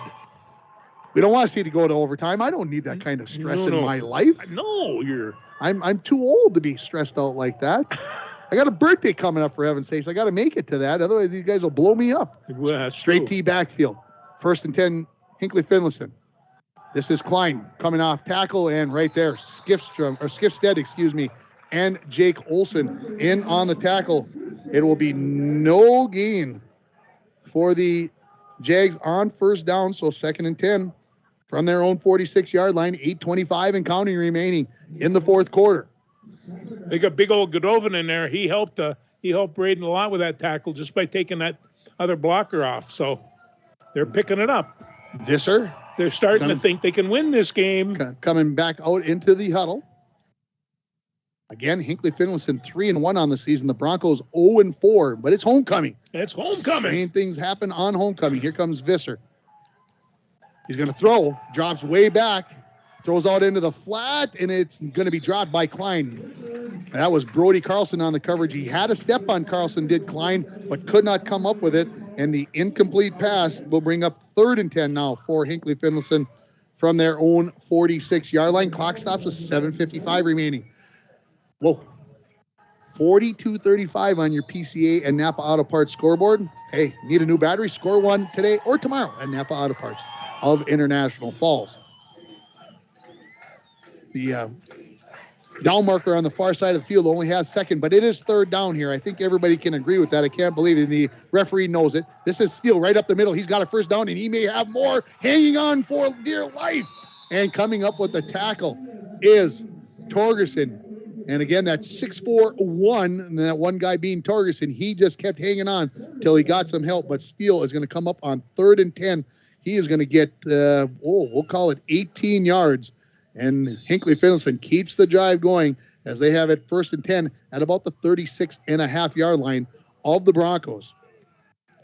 So I think the Broncos got caught peeking in the backfield looking for Degerstrom, and it was Steele, the fullback, right up the middle, 1st and 10. This is Degerstrom. He's hit initially, breaks a tackle, stiff arm. He's down the far sideline, and he is going to score. And it's 42-41 with 7:23 remaining as Degerstrom is going to go in from 36 yards out. And now, pending an extra point kick or 2-point conversion, are we going to be tied, or is Hinckley-Finlayson going to take the lead here? So Degerstrom into the end zone for the 3rd time in this ball game. And the drive is going to be a quick one for Hinckley-Finlayson. We can say that about a lot of the drives in this game. Just 4 plays as they go 54 yards. And they score with 7:23 remaining. Extra point kick on the way. It is good. They look at each other. I thought, that might mean that it missed. And we're tied at 42. Don't go away, folks. We're tied at 42. You're listening to Bronco Football on Lakes Country 104.1, rjbroadcasting.com, and you're watching it on yourliveevent.com. City Drug, your community health Bart pharmacy, invites you in to check out the Chatham Green Pans. The new Green Pan features a metal utensil safe, non-stick ceramic coating. Several size options are available so you can customize your collection to suit your exact needs. The cookware you use affects every meal you make. Green Pan believes there's a better way to cook, and their healthy ceramic nonstick proves it. That's why they say healthy cooking starts with Green Pan. City Drug Health Mart, taking the time to listen and care. I'm back here at Sports Stadium. Folks, I'm just going to give you this. 1 touchdown scored in the 1st quarter. There were 1, 2, 3, 4, 5, 6, 7 scored in the 2nd quarter. We had 1 touchdown in the 3rd quarter. We've already had 3 in the 4th quarter here, and there's still almost 7.5 minutes remaining. So are we going to see 4 more here? Would that be something? Westrom ready to kick it off for Hinckley-Finlayson. They're kicking it off right to left here. This one gets up in the air. Yuso catches it at the 21-yard line. Heads to the near side, breaks a tackle, and then gets tripped up there. And that was for Hinckley-Finlayson. That was Workman again, Zachary Workman, that came up with the tackle as Yuso is going to return it out just about to the 35-yard line. I think that's where they will mark it. And the Broncos will have 1st and 10 from there, with the game now tied at 42. Yes, they put it right on the 35-yard line. Workman is having a very good game on special teams for them. Yes, he is. 3 wide receivers to the far side. The ball is on the near hash. Joslin has Cooper Crandall in the backfield to his right. Torgerson all by himself over here, but it's a handoff to Crandall. Looking for some room. He's going to get out near the 40-yard line. He was hit initially by Degerstrom, and then I believe finishing off the tackle there. We'll see who comes off the bottom of the pile. That is 67. That is Jeremiah Crone. So the Broncos will pick up 4 yards on first down from Cooper Crandall. 2nd and 6 from their own 39. 3 wide receivers still to the far side, but Crandall switches side. He's on the left side of Joslin. Long count here, and did they get him to jump off? The referees say no. And look close. Now Crandall will switch sides. Lots of time yet. Crandall gets the handoff. Breaks to the outside. Now cuts back in. Now cuts back to the outside. He's got enough for the first down. That is good running. Good hard running. Degerstrom was right there, and he made Degerstrom think about things. And he's going to pick up 7 yards, his Crandall, on 2nd down. And it's going to be a first down for the Broncos at their own 46-yard line. That's as pretty a 7-yard carry as you're going to see. I agree with you, George. Now the slot receivers come to the near side, so the trips to the near side, under 6.5 remaining in the 4th quarter. We're tied at 42. I did not make a mistake there, folks. It's tied at 42. Guys got the signals. Joslin puts Crandall to his right, the side that has the 3 wide receivers on. This is going to be another handoff to Cooper Crandall. He's to midfield, and he's going to fall down, and he's going to be about a yard short. They're going to mark him 2 yards short, I think, by the guy on this side. The other guy's got him about a half yard short, and they're going to put it at about 1.5 yards short. We'll give him like 8 yards on the play from 46 to 46. So 2nd and 2 coming up for the Broncos. Under 6 minutes remaining. 2 wide receivers each side. They went with the hard count. Now they'll reset. Joslin comes up, tells Skifstead the whole line some things. He's going to take this with a quarterback sneak, Joslin, and he's not going to get anywhere. The Jags were ready for it, and I don't know which guy is laying on the ground, but he's the one that stopped it. I'm going to see because he made the difference in the play. He's finally getting up, and this is going to be Crone, and it's going to be no gain for the Broncos, and it'll be 3rd and 2 from the 46-yard line. So the quarterback sneak does not yield the desired result as we approach 5 minutes remaining. Joslin waits. Now everybody turns over as they try to get that first down with Hinckley jumping offside. They have been schooled well. They have not done that, although it certainly looks like the tackle by my look could be offside. Crandall, he's got the first down to the 40 as he gets to the linebacker level, and he's got a gain of 6 and a first down for the Broncos. So 1st and 10, 4:46 remaining. The clock will start when the chains get set. The Broncos will stay with McGonigal and Greenlee to the left-hand side, Kane Thompson and Hendricks Torgerson on the near side, Cooper Crandall in the backfield. Signal in are the plays. 2 coaches signaling. Not sure which one to pick. Crandall goes in motion to the outside. This is going to be Joslin right up the middle. He's got 5, and he's going to be solided up right there at the 35-yard line. Coming up with the stop there is going to be Masterson for, we'll call it a gain of 5 for Joslin, and it'll be 2nd and 5 for the Broncos. Well, we'll call it 4. They mark him at the 36, not the 35. I thought he'd gotten across the 35, but they mark him a little short. 3 wide receivers now to the near side. Again, they try to get that freebie. Again, Hinckley-Finlayson not buying on that hard count. Joslin drops back in the flat, caught by Torgerson.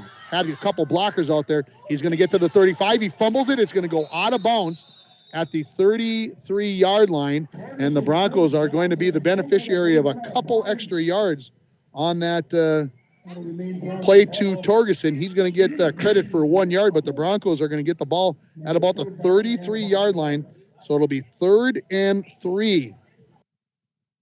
Coming up here for the Broncos, 4-down territory, 3 wide receivers to the far side of the field. Ball is out of bounds, 3:39 left on the clock. It is stationary. They tried again to get Hinckley to jump off. Hey, 5 yards is 5 yards here right now, right, folks? 5-2 defense here for the Jags. Handoff to Crandall. He just about didn't get that. He's going to get down close to a first down. He's going to be short, and it's going to come up with 4th and less than a yard to go here for the Broncos. Well, this is a big point of the ballgame, guys. Do they go back? The spot's big here. It's going to be about a half yard short, and they are going to look at it and say, okay, they're going to bring the chains out. Holy smokes. Nope, they say 4th down. It's no doubt it's 4th down. Yeah, I don't even have Randy on the sideline for that one. They marked the ball outside of the hash. I don't know why they did that. That's where the ball went down, but they should now put it back onto the hash. On the outside the hash mark. They are outside of the hash mark. I've never seen this happen. I don't know what under 3 minutes remaining. Joslin with 3 wide receivers to the far side. Got to be a handoff to Crandall, right? Yeah. Got to be. If I'm Hinckley-Finlayson, I'm selling out for number 44. Follow him wherever he goes. And the Broncos are going to take a timeout. They tried to get Hinckley to jump offside, and now they've got time to think about it. This timeout is brought to you by ServiceMaster of International Falls. For a home that is professionally cleaned all year round, call ServiceMaster at 218-283-4475. Todd and Gretchen will take very good care of you. Well, we'll keep it right here. They caught themselves. They moved it into the hash. Thank you. Did you thank them over there? You were going over there to tell them, weren't you? There is a reason they have those hash marks out there. Yeah, it just kind of tells you with the 4 officials, things just a little bit overwhelming here tonight for especially for the referee. He's not used to having to mark the ball and do all that. Usually that's somebody else's job during the game. But with 2:43 remaining here, the Broncos have 4th and about a half a yard coming up from the Hinckley-Finlayson 30.5-yard line. And we'll see if the Broncos can get a first down here, or is Hinckley going to hold up here? The Broncos are going to go with that trips bunts formation, 2 tight ends, and a couple of those receivers in as running backs. Crandall to the left of Joslin, 4th and a half a yard to go. The handoff is to Cooper. He's got enough for the first down. He just holds on to that ball, and the Broncos get down to about the 27-yard line. It's officially a 4-yard gain. And the Broncos, 1st and 10 with 2:37 remaining. Folks, I haven't said the score in a few minutes. 42-42. 42. That is what we are tied at. Greenlee's going to come back into the ball game as a slot receiver. They start the clock. Broncos are going to be marked at the 28, so we'll call it officially 3 yards on the play. 2 wide receivers each side. Broncos, 2 timeouts remaining. Hinckley-Finlayson has 3. Blitz coming up the middle. They throw it to Crandall in the flat. He turns up inside. He's going to break a tackle. Just hanging on there. I thought he was gone down the far sideline, and that is number 21. That is Peyton Ammerman coming up with a game-saving tackle possibly. Crandall is going to be marked at the 20-yard line. It's a gain of 8. Going to bring up 2nd and 2 for the Broncos at the 20-yard line of Hinckley-Finlayson. 1:50 and counting remaining. Joslin resets, takes the snap, drops back, looks down the far sideline. He's looking for Kane Thompson, but well covered. And right there was Visser. That is Trey Visser, who had Thompson covered. And so incomplete, stops the clock with 1:40 remaining. It's going to bring up 3rd and 2. So the Broncos would likely run the ball here. I hope they want to get a first down here. I would guess they would. That would be good. Good coverage down there, Randy, by the Jags. Yes, they reacted very quickly to that pass. He was open immediately, but that 3rd and 2 coming up. Hand off to Crandall. Finds the going tough, and he is not going to gain a yard, as that was Masterson from behind hanging on to Crandall. It is no gain, and now 4th and 2 for the Broncos coming up. And they are actually going to mark him for a loss. Holy... sorry, folks. Bite my lip. 4th and 3 coming up for the Broncos at the 21. Broncos. I think they're going to take a timeout here. They want to discuss it. They got to talk about They're this. going to let some time run off the clock here. And they're going to wait until they have to call this timeout, as they're going to say, look, if we can't get it, we're going to try to leave as little time for Hinckley-Finlayson as possible, but we're going to give ourselves, well, under 50 now and a timeout with 46 seconds remaining. This timeout brought to you by Service Master of International Falls. For a home that is professionally cleaned all year round, call Service Master at 218-283-4475. Todd and Gretchen will take very good care of you. Tied at 42 on your Napa Auto Parts and PCA scoreboard. Need a new battery? Score one tomorrow at Napa Auto Parts of International Falls. Well, it's time again for me to ask guys, what do you think is going to happen? 4th and 3 for the Broncos. Run, pass? What's going on? Oh, I think that I'm looking for some kind of flare out. I think you still want to keep Crandall into your game, but I know that running off tackles they're going to just be. I mean, look at those horses up there just waiting for him. So if you can get them out in the flat a little bit or something like that. Randy, what do you think? Oh, I'm not hearing you all of a sudden. Not sure why.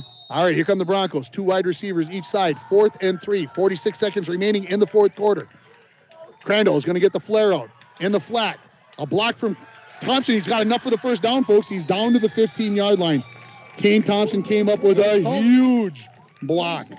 And it's a gain of 5 on the play, 6 yards on the play, and it's going to bring up 1st and 10 for the Broncos at the 15. Now 39 seconds remaining. 1 timeout remaining for the Broncos. They'd like to keep that in their pocket if they could. Joslin takes the snap. It's low. Joslin picks it up. He's rolling to his right. He's going to try to get something out of nothing. Now a flag is going to come down as Joslin is going to take a huge hit from Clark along the sideline. But the Broncos are going to be going in the wrong direction, as the snap from Skifstead was low, and then a holding call on the Broncos. And we'll see if they mark this from the 20-yard line where the flag is at. I think that's where it's going to be marked. So this is actually going to be a 15-yard penalty when all is said and done, if they mark it where I think they're going to. Official is going to stop right at the 29-yard line. So it's a 14-yard penalty.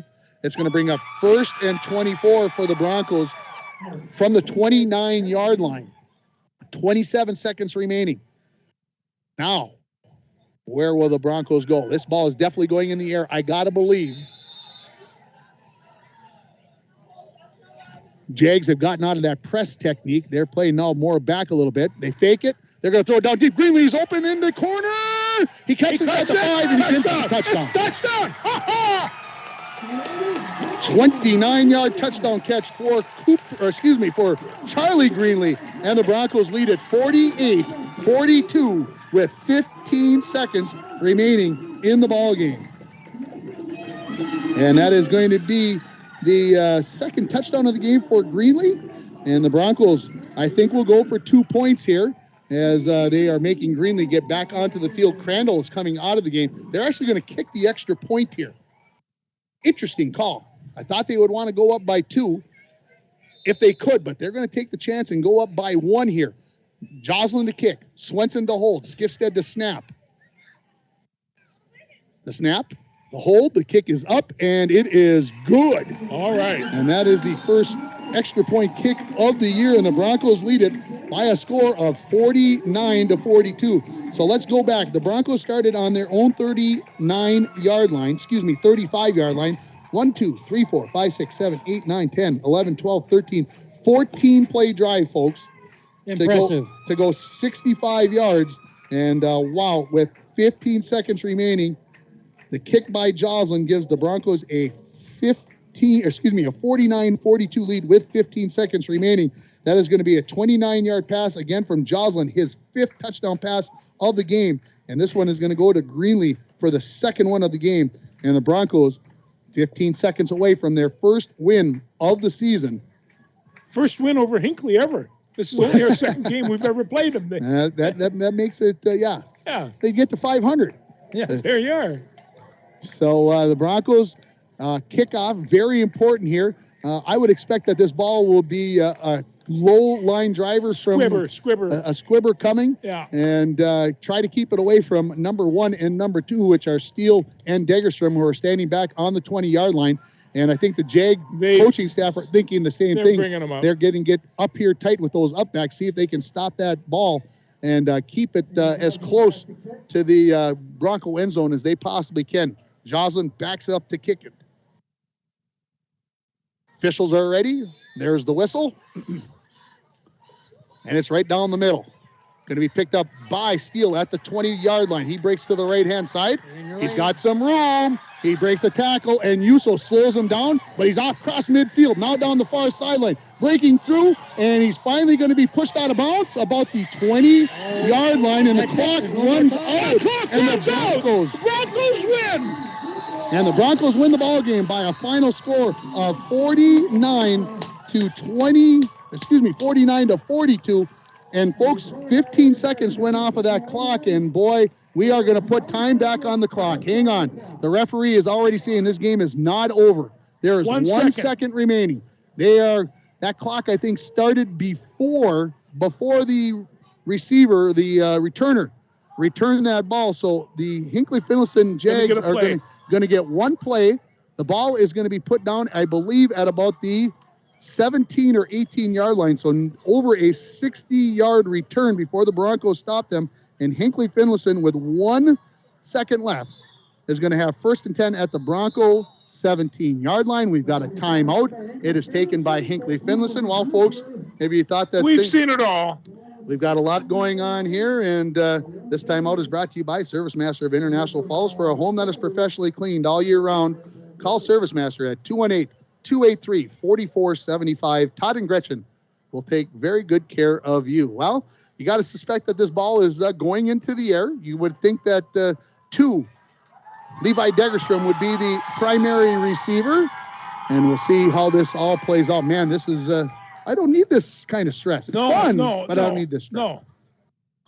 It would have been much easier if the Broncos could have tackled Steele way back about midfield. They had a couple of opportunities. Yuso slowed him down, but you got to give Steele a lot of credit on that return. That was the best run of the night, and he's been hammering all night. And he is the fullback, and he didn't field it cleanly, and then he got a couple of blocks, found a crease.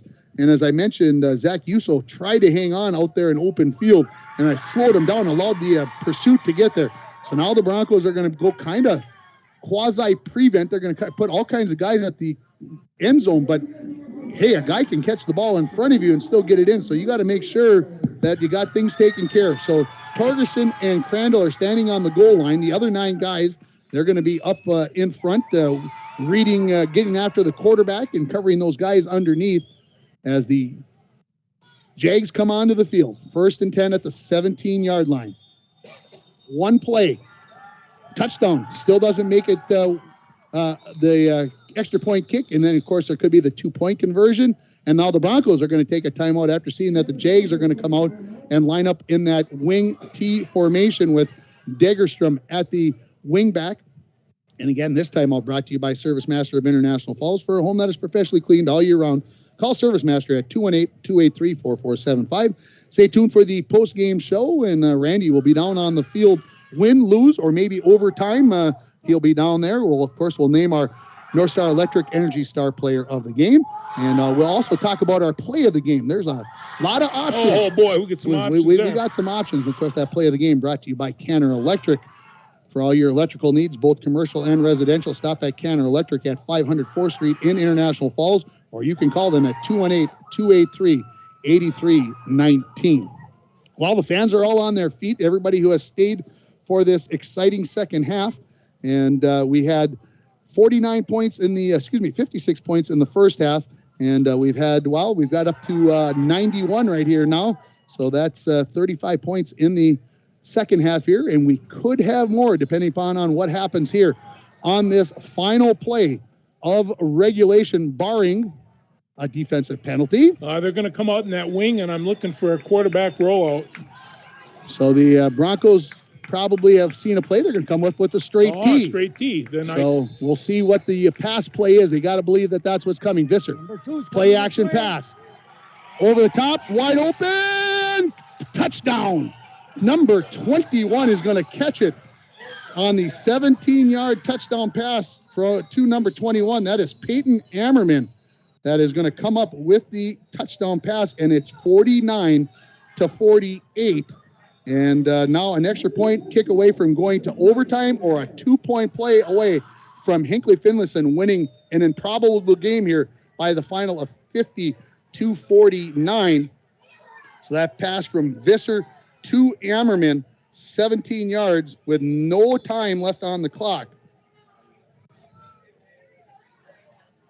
And the Hinckley-Finlayson, long time here. They still got 2 timeouts remaining, so you would think that that's what they would be doing here. They would take a timeout if they had to. Do not want to lose that 5 yards and move back to the 8. They come up. Straight T formation. This is for the ball game. Either the Broncos win 49-48 or Hinckley-Finlayson wins it 50-49. And just think the emotions that the kids are going through now. The clock shows 0-0. The Broncos think they've won the game. They put 1 second back on the clock. The play goes for a 17-yard touchdown and makes it 49-48. And the 2-point conversion pending here. This timeout brought to you by Service Master of International Falls. For a home that is professionally cleaned all year round, call Service Master at 218-283-4475. Well, is it going to be a pass or a run? Wow, silence from my partners. Oh, I think they're going to run it. Randy? Oh, boy. I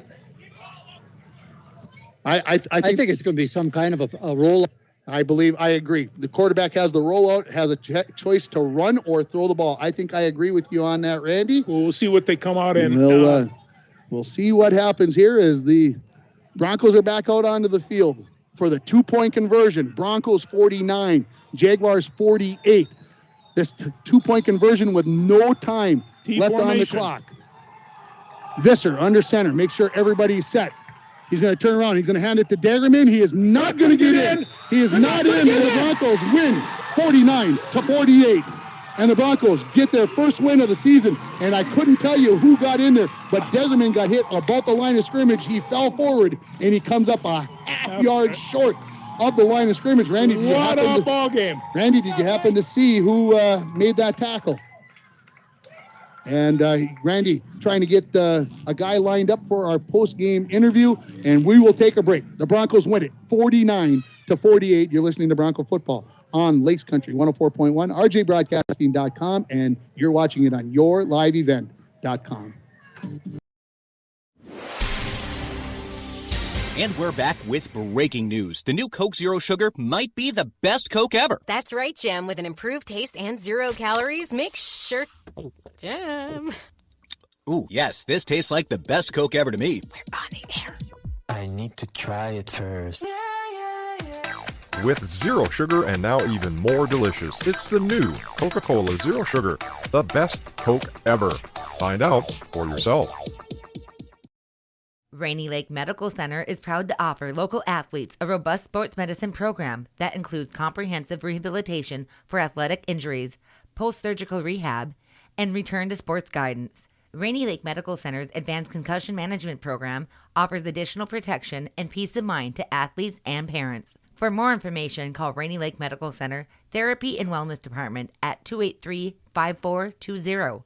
Good luck, athletes, on a successful year from Rainy Lake Medical Center.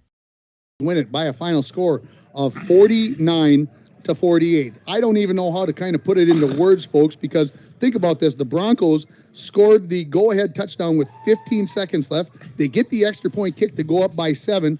Hinckley-Finlayson returns the ball over 60 yards to get into touchdown range. They throw a touchdown pass on the final play, a 17-yard touchdown pass to make it 49-48. They go to their big running back in Degerstrom, and he's tripped up just short of the goal line, and the Broncos win it by a final score of 49-48. I am looking for Randy. It looks like he is just about ready with our post-game interviewee. He has got number 66.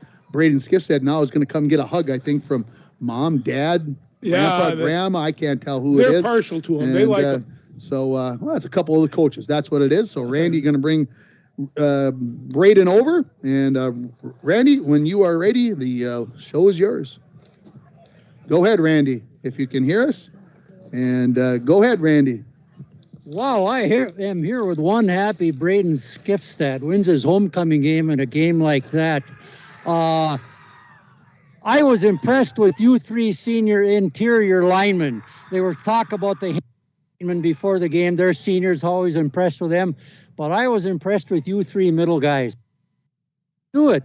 Well, I think we kind of had a meeting earlier before the game today. Senior last homecoming, put pushed through it. 48 minutes. That was a big part of our speeches today. Was 48 minutes. The whole community is behind us. So let's get it done. Guys certainly do go for 48 minutes. It's just like last year. It's the same thing. You guys never give up. You never know you're 0-4 the way you play. And Crandall got some yards, and he's a slippery runner, but there's a reason he was open. Yeah, I definitely agree with that. I mean, not all the work can go to the lineman. Crandall, we had some missed blocks, and Crandall has his fast legs, and he can put a juke on you and still get an extra 5 yards off of it. Boy, he sure did. It's like trying to catch a water bug in a tornado. How about defensively? What were you keying on? I mean, we just try to pack the box. They're a one formation team. They just try to run it up the gut. And we did a 6-man front. We put all the linemen right in the middle, and we just went to work, and we had grit. So that's how we did it. You guys were good. Braden, I think, and George agrees, I think that was your year. Oh, that definitely was. I mean, just a whole heart commitment, which is something we've been working on, something we've been preaching on for not only this year, but the entire program. And yeah. Thanks a lot, Braden. We really appreciate it, and congratulations. It's a super victory. Go enjoy it with your... Thank you very much. Thank you. That is Randy Anderson down on the field with happy Braden Skifstad, one of the senior captains for the Broncos. And the Broncos win this by a final score of 49-48. It's time to name our comeback moment of the game, brought to you by Align Chiropractic and Wellness Center. And, well, it's got to be that final drive, folks. The Broncos tied 42-42. They are going to go 14 plays, 65 yards, score with 15 seconds left. Joslin throws the touchdown pass, his 5th of the game, to Charlie Greenlee, then kicks the extra point. And so that is our comeback moment of the game. Again, brought to you by Align Chiropractic and Wellness Center at 1322 3rd Street, right here by Sports Stadium. When you need to make a comeback due to back, neck, or leg pain, call Align Chiropractic and Wellness Center at 218-283-2243 and let Alyssa Clarity get you on the road to recovery. Well, we've got to pick a play of the game, George. And which one are you going to do? It's amazing. But I think a couple of those runs by Cooper, they were as exciting runs that I've seen on this field in a long time. This is as exciting of a football game as I've seen on this field for a long time. They just were all at it. But I think a couple. You can pick any one of 2 or 3 runs for Cooper and 2 or 3 of his catches. He was really kind of amazing. So take your pick. He says a run by Cooper Crandall. I'm going to go with the final play, the tackle that we still don't know who made that tackle on the final play, but to preserve the victory, that's the play of the game in my book. Randy, you get to pick here. What's your play of the game? Well, you got to talk into the microphone now, baby. You get the. We got. Can you pick one? Is it possible? I don't know how to pick one. There were so many. There were so many. It was a crazy game here tonight. There's no doubt about that. Anyway, the play of the game is brought to you by Canner Electric for all your electrical needs, both commercial and residential. Stop at Canner Electric at 500 4th Street in International Falls, or you can call them at 218-283-8319. We're going to take a break. We're going to come back, and we're going to try to run down the scoring. Hopefully it won't take too long, and then we're going to wrap it up here as the Broncos win at 49-48. You're listening to the postgame show for Bronco football on Lace Country 104.1, rjbroadcasting.com, and you're watching it on yourliveevent.com. New vehicles coming in at Ekman GM of International Falls. The sun is shining on this new 2022 GMC Sierra 1500 4-wheel drive SLT. MSRP $61,910, sale price $65,770. And this new 2022 GMC Sierra 1500 4-wheel drive, price to move at $59,435. GMC, we are professional grade. GMC, locally owned, community first. Find out more at EkmanIFalls.com. And we're back with breaking news. The new Coke Zero Sugar might be the best Coke ever. That's right, Jim. With an improved taste and 0 calories, make sure... Jim. Ooh, yes, this tastes like the best Coke ever to me. We're on the air. I need to try it first. With zero sugar and now even more delicious, it's the new Coca-Cola Zero Sugar, the best Coke ever. Find out for yourself. Back here at Sports Stadium in the postgame show, Broncos win at 49-48. Can't get sick and tired of saying that, folks. Cannot get tired of saying the Broncos win The Broncos win. Why don't you take 5 minutes and give us the scoring then? Well, before I forget to do this, I'm going to name our Energy Star player of the game from North Star Electric. The power of human connections can be seen on and off the field, and the same is true with North Star Electric. And congratulations to who are we going with, guys? You picking Braden Skifstead. You are picking. I'll pick Cooper, but I have no problem going with Braden too. Well, I'm going to go off from you guys, and I'm going to go chalk on this. I'm going to go with the quarterback. He throws 5 touchdowns, and he scored the game-winning point. Yeah. He kicked the extra point to win. Cody Joslin is my Energy Star player of the game, and it's brought to you by North Star Electric. Every one of them, all very deserving. I'm glad we all can agree to disagree on the player of the game here. What a game, folks! Let's run it back down here. Hinckley-Finlayson got on the scoreboard first. They scored with just over 7 minutes remaining in the first quarter. It was the only score of the first quarter, and it was on the opening drive. It was an 18-yard from Griffin Steele. The kick was good, and it was 7-0 after the first quarter. It went 49 points in the second quarter, so we'll run through them. It was a 26-yard touchdown pass from Cody Joslin to Hendricks Torgerson. The 2-point conversion was good on the pass from Joslin to Torgerson, and it was 8-7 in favor of the Broncos. The Falls would recover a fumble and score on a hook and lateral on the very next play as Joslin threw it to Ezra McGonigal. He flips it back to Crandall. He does the rest. 34 yards in total. The 2-point conversion pass goes to Parker Olson, and the Broncos led it 16-7. Hinckley-Finlayson. They score the next 2 touchdowns, both of them by Levi Degerstrom. He goes 60 yards on a run, 79 yards on the pass. They got 1 kick in there to be good, and it was 20-16 in favor of Hinckley-Finlayson. The Broncos answer right back. 16-yard touchdown pass from Joslin to Kane Thompson. The run failed, and it was 22-20.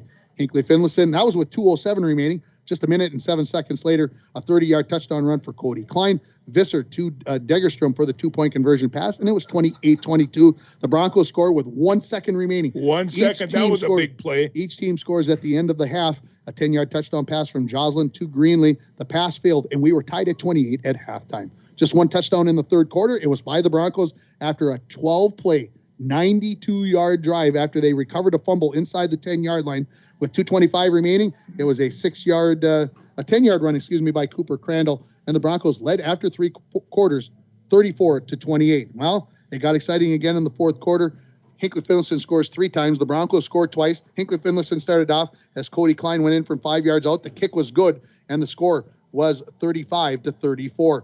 Broncos get a 49-yard or 50-yard touchdown run by Cooper Crandall with 8:53 remaining. Joslin to Jake Olson on the 2-point conversion pass. How big were those 2 points to get in? And the Broncos led 42-35. Right back come the Jags on a 36-yard run by Degerstrom. The kick was good, and we were tied at 42 with just over 7 minutes remaining. It would remain that way until 15 seconds remaining. The Broncos, who had a 12-play, 92-yard drive in the third quarter, come up with a 14-play, 65-yard drive. They score with 15 seconds remaining on a 29-yard pass from Joslin to Charlie Greenlee. The kick by Joslin gave the Broncos a 49-42 lead. And then Hinckley-Finlayson, not to be denied. They take the kickoff. It's over a 60-yard return for number 1 Steele.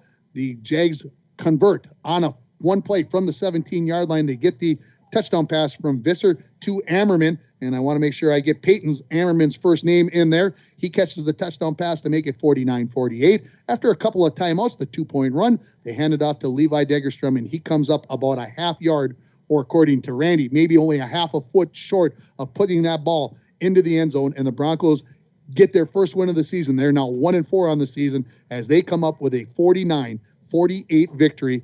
And the Jaguars, they fall to 3-2 on the season, back-to-back losses after losing to Rush City last week by a score of 14-8. They'll be at Crosby Ironton next week. We'll be Hinckley-Finlayson. The Broncos, they're going to be on the road at Dixon Barley Field in Coleraine as they will take on Greenway, Nashwauk, Keewatin. Have I forgotten anything, guys? Boy, what a football game. I mean, there are so many things. How could you not forget a few? It was an amazing game. I was at a junior high game yesterday in Little Fork, and it was 66-40. I didn't think there could be more points scored than that. But well, it's only 97, Randy. It's only 97 points. There's King McGonigal running out there. So hey, that's going to wrap it up. We're going to recap it all tomorrow morning on Coach's Corner, as the Bronco football team will be my guest in the third segment. Our first guest will be the Bronco girls swimming and diving team. So stay tuned for that tomorrow morning. Guys, it was fun. It's always great to get a win. Hey, I broadcast 5 games this week. I got 4 wins. That's a pretty good week. And the only loss was a 5-setter this afternoon down in Little Fork. That's going to wrap it up here from Sports Stadium. Broncos, they win 49-48 over Hinckley-Finlayson. For Randy Anderson, Dwayne Etienne, George Frake, I'm Tim Ringhofer. Good night from Sports Stadium. You've been listening to Bronco.